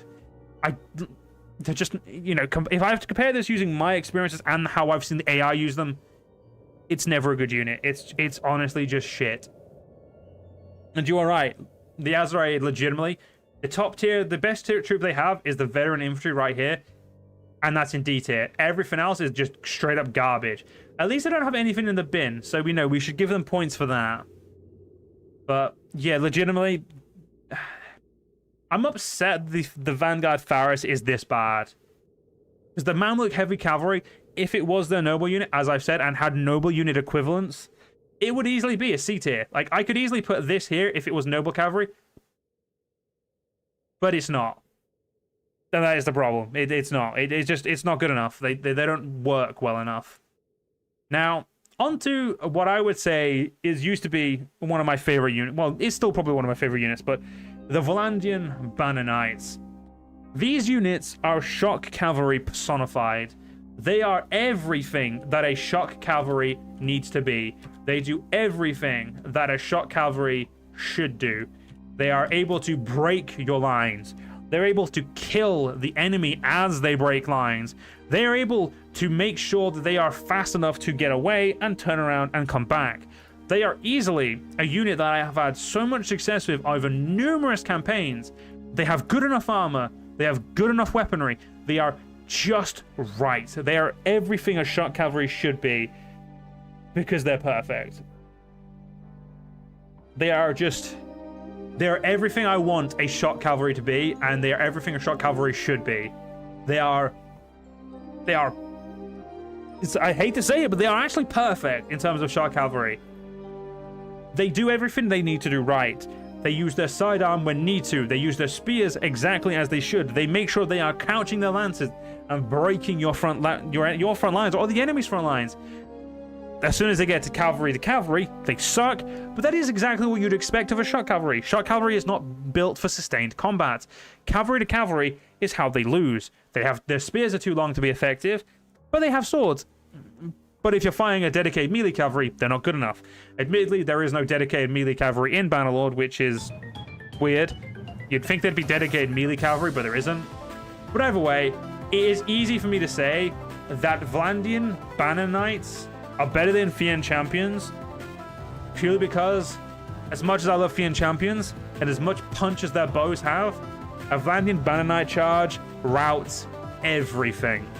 It is hard to beat a Vlandian Banner Knight charge. They are too damn good. They are so good that if you charge cavalry with them, they will more than likely break that enemy cavalry and kill them, even if that cavalry is Khuzait Khan Guard. And I love Khuzait Khan Guard. The AI don't use them really well, but they are, again, obviously one of the best. They are the best cavalry horse archers. Now, to come to the red-headed stepchild or stepchildren of noble units, the Sturgian, I'm just going to call them cavalry because I cannot say their name. We'll just call them the Sturgian champions. The Sturgian champions, honestly, are very good. I won't even pretend they're not. They are great with their shields are big. They're very, very good at being shot cavalry. They can sustain a little bit. They're not, again, they share the same issues with all the other shot cavalry. They're not the best at, staying in cavalry, staying in, the battle. But that's not what they're built for. They're built to be shot cavalry. And they do that exactly as they should. They are good at it. They are a good unit. Their cavalry could be a little bit armored. They make up for it for how heavily armored they are. And the fact that if you knock them off the horse, they're still pretty damn effective, to be fair. They're just not as good as the alternative. They are a very good noble cavalry. They are a very good unit. And while I want to take the piss out of them and say they're shit, simply for Golden's sake, take the piss out of him, honestly, they are a top tier 8 cavalry. They are not S tier purely because there are better alternatives that do their job better. They do have the versatility that if they are knocked onto the feet or knocked off their horse, that they are actually definitely really tanky infantry. But they don't have what Banner Knights have. And they don't have what I would say, gives them that crux of an S tier. They have survivability, but they don't have, if they're on horseback with survivability, they don't really have the ability to be melee cavalry. So as much as I want to say they're S tier, they are B tier. A tier.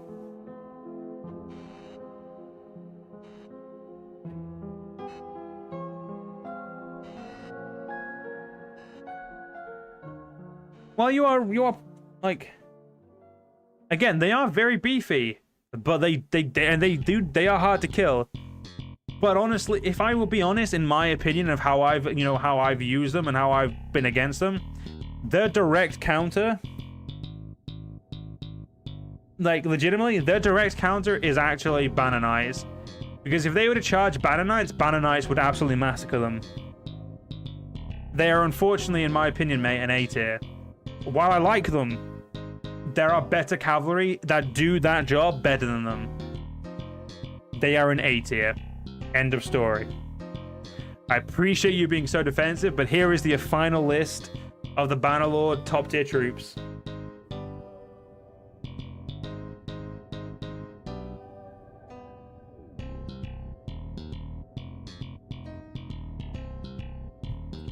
L list. Say what you want about my list. It is my list and it is what it is. I'm happy with it. And I think this is a good list. I think we've gone over everything fairly, and I think everything sits where it should sit. Admittedly, I'd put the Khuzait even further down, to be fair. Like, the Khuzait marksmen just shouldn't exist. They're an abomination to the game. It is, I think, a very fair list, and I think everything that I've said really kind of explains it all. What do I think is the best looking unit, Polymark? Or Polmark? Honestly, the Imperial Legionary is my favorite looking unit. I love Legionaries. They're beautiful. It's just the best looking. You hate that Khuzai's aren't S tier? Golden, I'll say this, I didn't do it to spite you. They just lack the last quality they need as an S tier. If I was just comparing them as normal troops, then they would be S tier. But they're not S tier because they are noble troops, and they need to be better. They don't perform as a noble troop would. They're like Vlandian Vanguard. They're really good at what they do, but the difference is the Vanguard are noble troops and really should be good. Vanguard shouldn't be as good as they are, whereas the champions are great, but they can't get to S tier. I like how you're coping by asking Sniper, but unfortunately this is my tier list. Suck it up. I ain't tripping. I'm honest with you, dude. This is the tier list. This is what it is. And you know what? Because I'm feeling generous, give me 1 second. We'll go to the BRB screen. That way you don't see what I'm doing. I have an additional list for you all. We're going to be doing the ranking from S to D of every faction in the game. Should be S tier in your opinions. It ain't S tier in mine. That's life. We ain't always going to be happy with it, but because this got done in longer than I expected, why not take a little bit longer to get this done? This one won't take long, and for the most part, I'm just going to give you my opinion on, you know, whether or not I actually like the factions. There's no real opinion to it other than, do I like this faction? Is this position cool? Would I play as them? And stuff as that. So quickly get into it, the Aserai is a D tier. They're shit. I would never play them. I honestly hate their starting position. I hate their troops, as we've just found out. Legitimately, the Aserai are such a bad faction. If the map is expanded, the Aserai will be better. If they expand the map where they should. If they expand the map in different places, the Aserai are just going to be as useless as before. So honestly, they're worthless. And thank you for the $2 there, Polymark. I greatly appreciate it. Anything helps, and honestly, that's really, really nice of you. Where's the bin? Yeah, no, actually, yeah, we do need a bin. Let's add that. Hello, bud. Bin. You are right. Let's put them in the bin. There we go. Where they should go, because they're just so bad. The Aserai never conquer anything in every game I played. They are pretty much always conquered. If not conquered, they don't do much.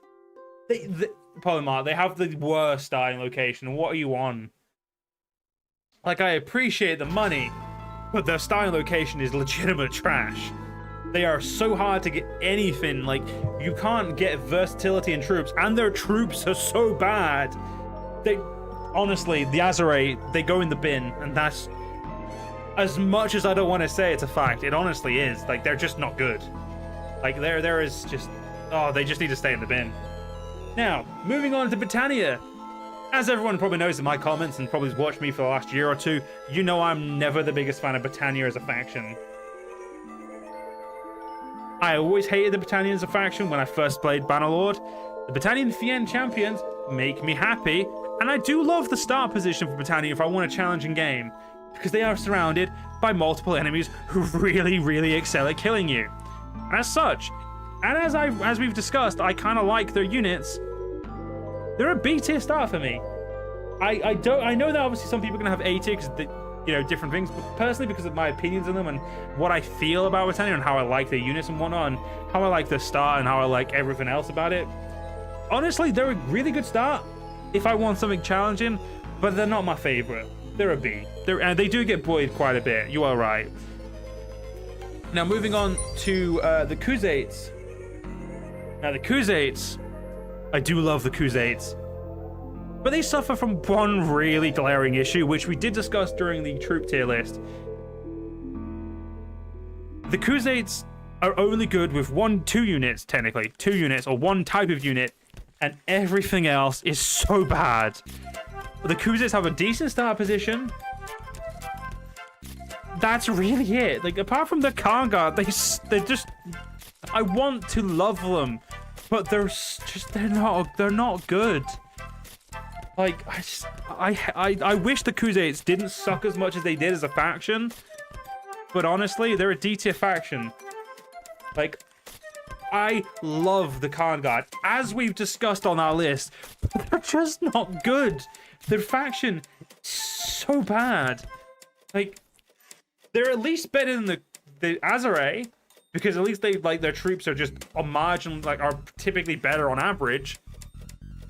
But that's about it. I honestly, they're close to being in the bin, the bottom of D tier. Now, I'm gonna do all the Imperial factions separate for one reason. I have a different feeling about all of them. Just need to double check which one's which, because I don't recognize the colors. Let's go and grab this. Now go to fandom. Okay. Which one's the sword one? Ah, the sword one's meant to be purple. I knew I didn't recognize it. This one's going to be come first. I'm not going to add F. D is good enough. So, the Western Empire.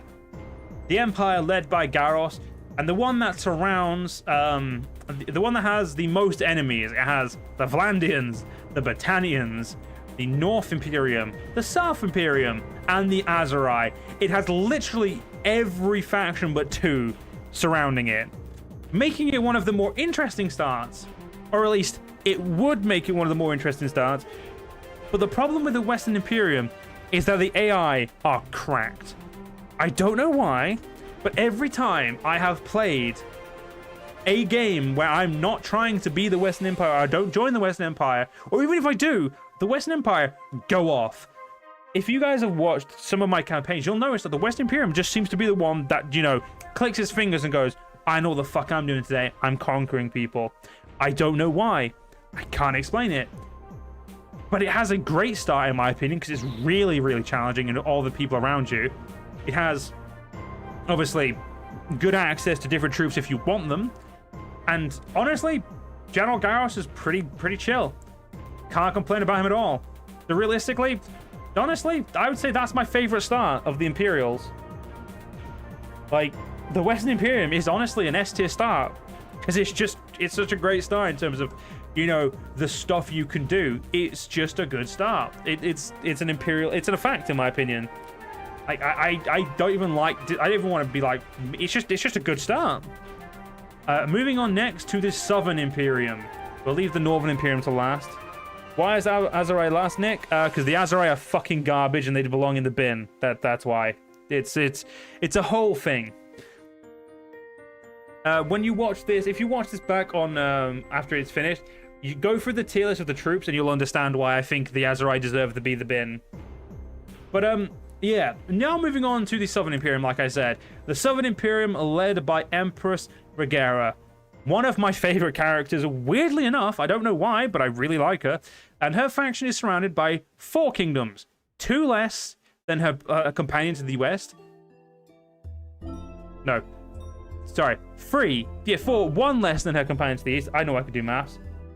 No, the Khuzait are D, unfortunately. Their star is... they have a lot of issues. The troop tree is different, but the actual faction start, they have problems. But yeah, the Southern Imperium, led by my favorite character for some reason, I don't know why, has a very, very good start and has a very challenging start if the Khuzaits decide to be dicks, which they do. They very typically will take parts of the Northern Imperium and then parts of you because they can, and early on, you really can't do anything against them, which is fun.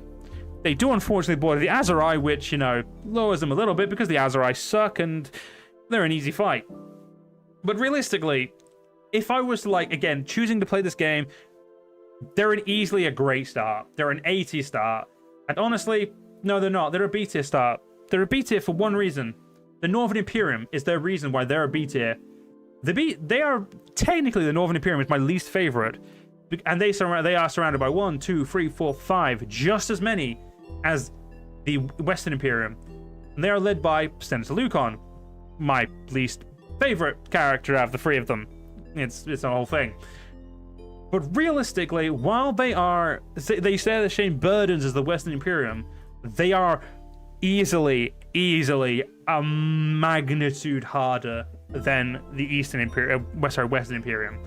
They suffer, for some reason, against everyone they choose to fight. They have extremely bad luck when it comes to the Khuzaits. They suck against the Imperial predecessors. And I did try the Mamluk Guard. I've played every unit Algerino. I've played a lot, trust me. But the Northern Empire just sucks in every single way it can do, which makes it a very fun campaign if you want to be really challenged. Which is why I would say, as an Imperial faction, giving my favorite the fact that it's in the middle of the map and adds so much to it, it's an A-tier start. It's just so good. It's if you want a challenge that makes you want to hate yourself, that's your one. A-tier, easily. And B-tier was for B-tier was purely we're trying not to really do Empire like units, but the reason Battanian is B-tier is because it has a decent place, but it gets bullied a lot, and honestly, it's not my favorite like unitary and start. It's a good start, but it's not, you know, up there with something I would consider the best. And now we're on to Sturgia and Vlandia. So we'll do Sturgia next. Probably this faction I've started as the least, but I do like. They're a decent campaign. They do suffer from having split land. So they are actually against 1, 2, 3, 4 factions. Somehow, even with split land, they only have 4 people who are on their borders. The real problem is they tend to suffer against all of them. Unlike the Northern Imperium, they don't suffer in a way that is, in my opinion, enjoyable. They kind of suffer in a sense that they just never get to start. While the Northern Imperium, because they have so much access to different troops, and typically they are better equipped because, you know, Imperial troops on average were a little bit better in my opinion, they tend to at least be able to keep themselves alive. Whereas the Sturgians, I love the idea of them, but they never get going. And if I was to pick campaign, honestly, it would be a B. Like, I would enjoy it, and there's other options I would choose first. And again, the Khuzaits are here purely because their campaign just isn't a great campaign start. It's not worth it. But last but not least is one of my favorite factions after the Imperials, Vlandia. They have, in my opinion, what the Khuzait should have as a start. The reason why the Vlandians are so good compared to the Khuzaits is the Khuzaits should have, like I said, what Vlandia has. They have a back to the wall, so you can just push and no one is behind you. You have a solid defense behind you. The Khuzaits can't make value of this because of their troops, and honestly, their lords just want to raid, and that's about it. And it's very hard for them to really do anything of value after a couple of years. Whereas Vlandian lords, if they are given like a good start and they actually try, Vlandia is easily one of the strongest factions, and they will roll over everyone. And I absolutely love playing as them. They are an amazing faction. They have really good troops, and you can, especially because of how many like people you're surrounded by, you only have 3. But because if you push just a little bit, you get access to so many different factions. You can like recruit loads of different troops. They actually become like one of the easiest starts in terms of like, you know, doing stuff. And as such, it's an A tier. I want to say it's an S tier, but it's honestly not. It does not beat the fun of the Western Imperium. I love the Vlandians, but honestly, I want to make this list in a way that like there is only one king, and that is honestly the Western Imperium. It is a great campaign, but the Vlandians just, their star and everything they've got going for them is not as appealing to me as the Northern Imperium. And as such, the Northern Imperium win, and there we go. There is our very, very quick list, as I knew this wouldn't take long, which is why I left it to the end. I think that is a very acceptable list in my opinion. I think it's, you know, kind of says everything we need to say about my opinion of the factions. I think everything is added up nicely. You think the list is a little biased? Biased on what, Nick? It's meant to be biased. It's my opinion, but okay. Why is it biased? I'm willing to take some adjustments here if you guys can convince me. The Aserai are staying in the bin. That's the point. It's my opinion. I said this was my tier list. I didn't say this was a community tier list. If this was a community tier list, this would be a very different tier list. Like, we're not here for community.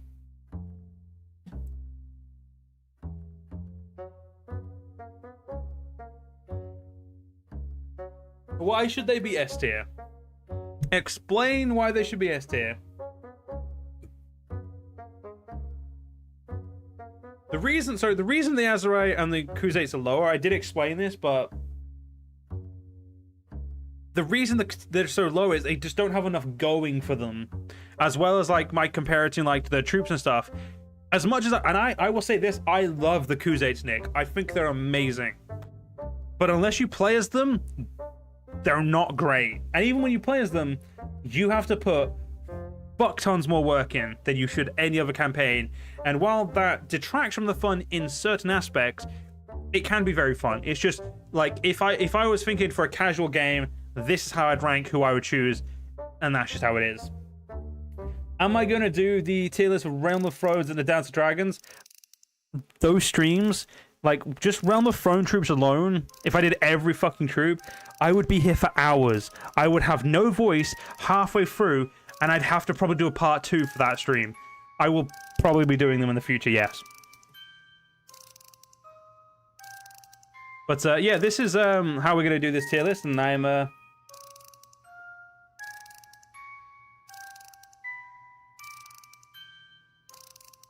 again, if this was a community tier list, Golden, I'd switch. But it's my list. I make the rules because it's mine. And as such, this is my opinion on the game.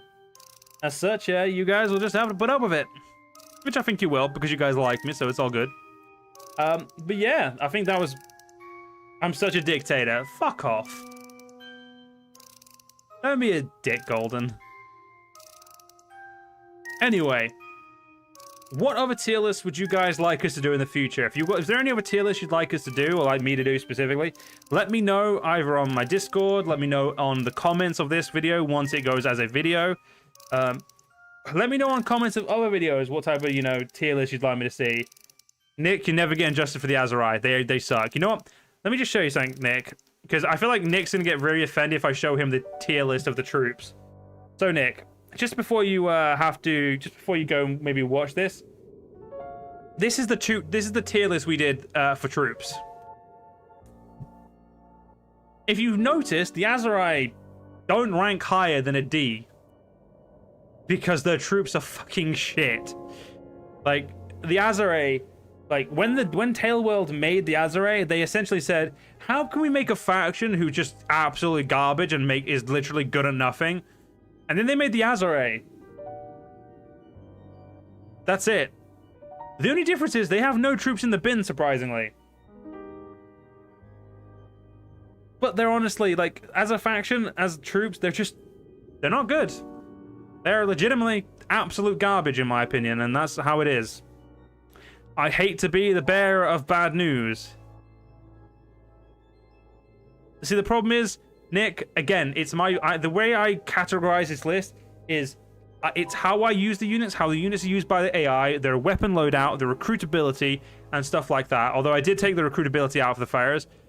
The Aserai Farahs require a lot to be used well. The AI never use them well. And honestly, they're shot cavalry. Why have they got throwing weapons? They never use the cavalry good if they have throwing weapons. It is what it is. But this is the list, and I enjoyed making these tier lists. So if you guys want to see me more tier lists, let me know. Because honestly, I want to make more tier lists. Because I see why just chatting streamers do this. Because shit, it's fun. But yeah, I will say this. I don't harbor grudges to the Aserai. I just don't. I think they're honestly, they need love. They need to be, like, they need to be added, like, they need to be updated. They need stuff to make them better. Can we make a tier list of countries? Why would we make a tier list of countries? Or is that counties? No, that's countries. Why would we want a tier list of countries? I'm not fucking doing tier list of countries. Sod that. That's how you offend people. Actually offend people. Sod that. No. Anything video game wise.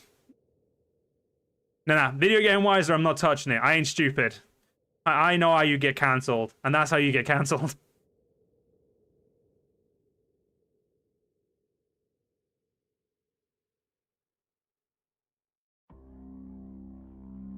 No, sire, not all tier lists are about Bannerlord. I've got a tier list stream next week going to be specifically ranking Total War titles. Admittedly, that one's probably going to get me flamed a lot anyway, so... CK3 List of Kingdoms? I don't think I've played CK3 enough, but we'll think about it. Yeah, like I said, generally just give me a list of stuff and I'll happily try them. And what is it? Oh, come on, Nick. Are you saying about me ranking countries? Because honestly, I still feel like that's a horrible idea. Paradox game tier list? Most things would go in F, to be honest. Because as much as I love Paradox, the games aren't great. Like, now that I haven't played Paradox games for a long time, it's... Oh, I could do houses from Game of Thrones. That I could do. Though, like I said, leave these on a comment, like something as a comment, because this live chat isn't going to be... So what I'll say is leave me these comments on somewhere I will have like evidence of them so I can remember them. Because honestly, this commenting them on a live stream, I'm never going to be able to like see that again. So let me know in different places where you'd like to see, because honestly, I am more than ready to do a lot of these. You found what I should tier list? Okay, no need to shout, but what can I tier list? You know what, I'm gonna have a look while we're doing this. Let's be right back. I'm gonna have a look what other Bannerlord tier lists there are. See what we can do. Because you know what, I don't think I'm done for the day yet. I want to see what else I can do. For the first time in ages, I'm enjoying streaming a lot. So let's see what else we can do. What other Bannerlord like stuff is there? I've never actually played Mortal Kombat, Nick, which is weird. Because I do like graphic video games that are like very bloody, but I've honestly never actually played that, which is weird. Is a Bannerlord a map? No, maps are... Why would I rate the maps? I hate most of them.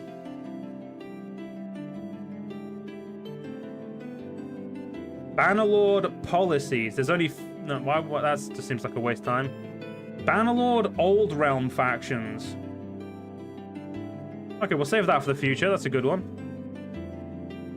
Have I played The Last of Us? Sigh, I don't like The Last of Us. I feel like I'd have to go on a full tirade if I explained that, but yeah, I don't like Last of Us at all. Okay, there's not really any good Bannerlord stuff we could do. Wait, whoa. I could rank Bannerlord YouTubers? That sounds fucking horrible idea.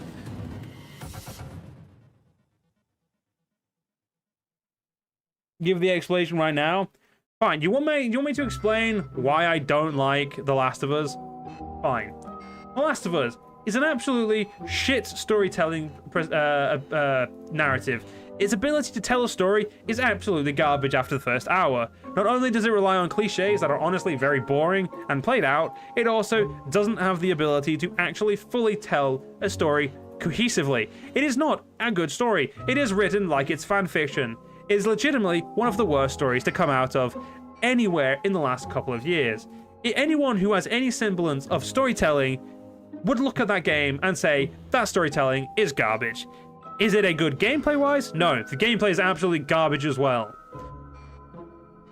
It is legitimately so bad in every fucking aspect that the fact that they lit a second game that is literally worse it's just mind-boggling. Like, I admit, yes, loads of people bought it. It's legitimately garbage. Why would anyone fucking play that crap? No, dude, the story is not a 10 out of 10. Anyone who can write a story can write better story than The Last of Us. Oh, I hate The Last of Us so much. I apologize if it's your favorite game.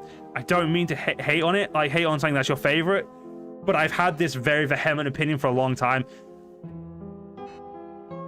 Just because it has a TV show does not make it good. Doctor Who has a TV show, and that's shit too.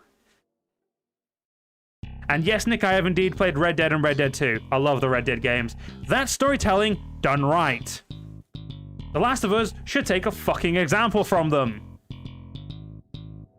And this is why I don't talk about The Last of Us, because I really fucking hate it. They legitimately would make a TV show if it's bad. That's kind of the problem. You do know Twilight was made, right? A very, very, very bad show. A very bad movie and very bad books, in my opinion, admittedly. They make Twilight movies. And that's garbage. What else did they make that's garbage? A lot of stuff, but let's be honest, top of my head. Also, the Witcher TV show was garbage, but the Witcher games are a peak. Witcher books are absolutely gorgeous as well. The Witcher TV show leaves a lot to be desired.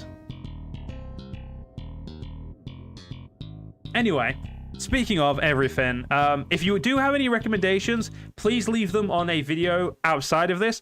Like, don't worry, Nick, I saw you. Put them like examples on like a, on a comment on my Discord.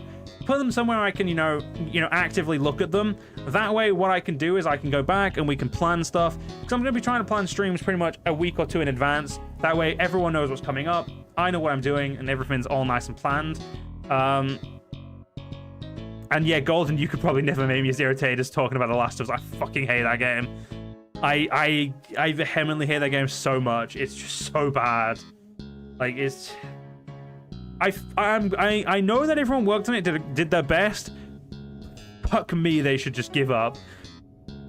And yes, I know CK3 has got dragons now, and I'm intending to do a series on it. I just haven't got around to it. But yeah, let me know what tier list you'd like to see. Honestly, anything about games, books, TV shows, if it's something I'm into, I'll happily do it. You always respected my opinion till now, Sai. That's okay, Sai. I didn't honestly give a shit about yours to begin with, so... As they say, no harm, no foul. Oh, that's mean of me. I'm sorry. Roman unit tier list? Roman unit in what sense, Polmark? CK3 is not hard, Sniper. It just takes a little bit of effort.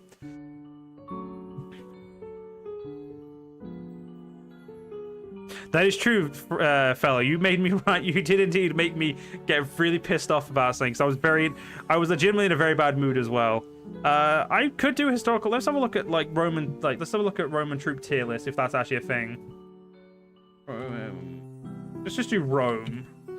What type of tier list have we got here? Eras in European history, Total War Rome 2. Oh yeah, okay, there's a bunch of different things I could rank there. Yeah, I'll think about that. I'm not gonna do it today, but we definitely gotta think about it. The music on stream, please always keep them on. The music, I do love the music. Apart from this one, this song needs to fuck off. If you do want this music, please do go get Heartbound, the game by Pirate Software. The links are in the comment. Obviously, I'm not sponsored by them at all, but it is legitimately really good, and you should support them because it's just good music. Fake Pokemon game tier list, I could do that. What do you mean God of War? I don't hate God of War. Oh, Nick, yeah, I don't... Assassin's Creed tier list? Okay, guys, put the comments somewhere I can see them. Don't put them on the chat, because the chat disappears and I'll never be able to see them again, so all your ideas will disappear. Put them on my Discord or, on a YouTube comment somewhere. Don't put them in the stream chat, because I'm not going to be able to remember them. I appreciate all your ideas, which is the reason I'm like, guys, put them somewhere I can remember them. Okay, guys, what I'm going to do is I'm going to link my Discord. I want you guys to go to the Discord.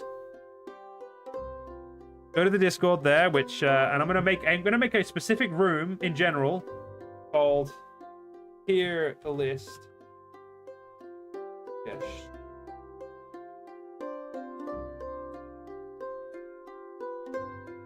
There we go. We now have a group called Tier List Suggestions. Go put all of your stuff in tier lists. Put them all in that tier list suggestion and we'll be sorted. This way, I know where everything is, we can do ideas, and everything will be sorted. It also means I don't have to, scroll through 25 fucking hundred things to find something. Unfortunately, you don't have Discord. Well, Golden, that's... Comment on a different video then. You know, you got this. I'm trying to figure out what I want to do now until the end of stream. I think I'm probably just going to end the stream in a second, because there's not much else to really talk about. I trust you guys to make me tier list suggestions, and we'll probably try and do a tier list a week or something. But I do want to go spend some time with my cats and spend some time with my partner, so I will be heading off in a second. But I just want to say this. I greatly appreciate you guys turning out for something that is very much not what I normally do in a lot of ways, and also just very different. But honestly, thank you guys a lot. I appreciate it. And I do have pets, Nick. I have 2 cats. They're sisters. Your cat just attacked your foot for no reason? That sounds about right. Mine just lick my feet for no reason. Still think you should stream a bit more? Fella, look at the goddamn stream. Look at my streams on the thing. I've got 4 streams planned after this. I have a stream this Saturday. I have a stream this Tuesday. I have 2 more streams next Thursday. I have more than enough streams at the moment. Which is my favorite cat? I don't have a favorite cat. They are both perfect. And my cats are called Aspen and Aserai. They're in the pets channel on my Discord if you ever do get a Discord. I'll post more pictures of them at some point, but yeah, my cats are legitimately cuties. Little bellends as well, but... And yes, sorry, Quacktran, I'm about to end this stream as well. Hey, it's alright, Fela, don't worry. I made a change recently in that I've started planning out streams, and ever since I've started to plan out streams, I've started to feel more motivated to do them. And as you can tell by the fact that it's over 2 hours and I don't want to end the stream, I'm having fun. I already sent the Discord link. Sai, scroll up. Or just go to my YouTube channel. It's on there as well. But legitimately, I'm actually really enjoying streaming again. And it's a nice change of pace after a bit of burnout. But honestly, yeah, I appreciate all of you. And yeah, it's been nice. You're going to install it just for me? Thanks, Golden. I don't really use my Discord other than to, look at ideas, but yeah, I greatly appreciate it. I do really like this music. I need to find some lo-fi to play when we do stuff like this. Because I do like lo-fi, but I just don't know what lo-fi is actually copyrighted and what lo-fi isn't. And join the memberships. Feel free to join the memberships if you've got the spare money. If you haven't, don't. Or if you're under 18, don't. Because, I'm pretty sure you can't if you're under 18. I actually don't know how channel membership, age restrictions work, so... As long as you're playing by the laws of the country or by YouTube, I don't really care how you do it. You will definitely see me again, Nick, don't you worry. I will say this, if anyone is worried about when I'm streaming, check out the stream tab on my YouTube channel. You are able to click on a video and actually get notifications specific for every stream. So if there are some streams you want to see and there are others you don't, you can actually click on the video, let you get notified, and so on and so forth. But outside of that, I am actually going to go now and go hang out with my cats and my partner for a little bit. So I hope you all enjoyed, like I said. Thank you all for being here. I greatly appreciate it. You honestly made this really enjoyable. And honestly, you've made me want to do this more. So thank you very much. And I'll see you all in the next stream. It's been soon. I'm glad you've been watching for Mama Skylar. I apologize that you caught me right at the end, but I hope to see you all in the next stream. See you guys then, guys.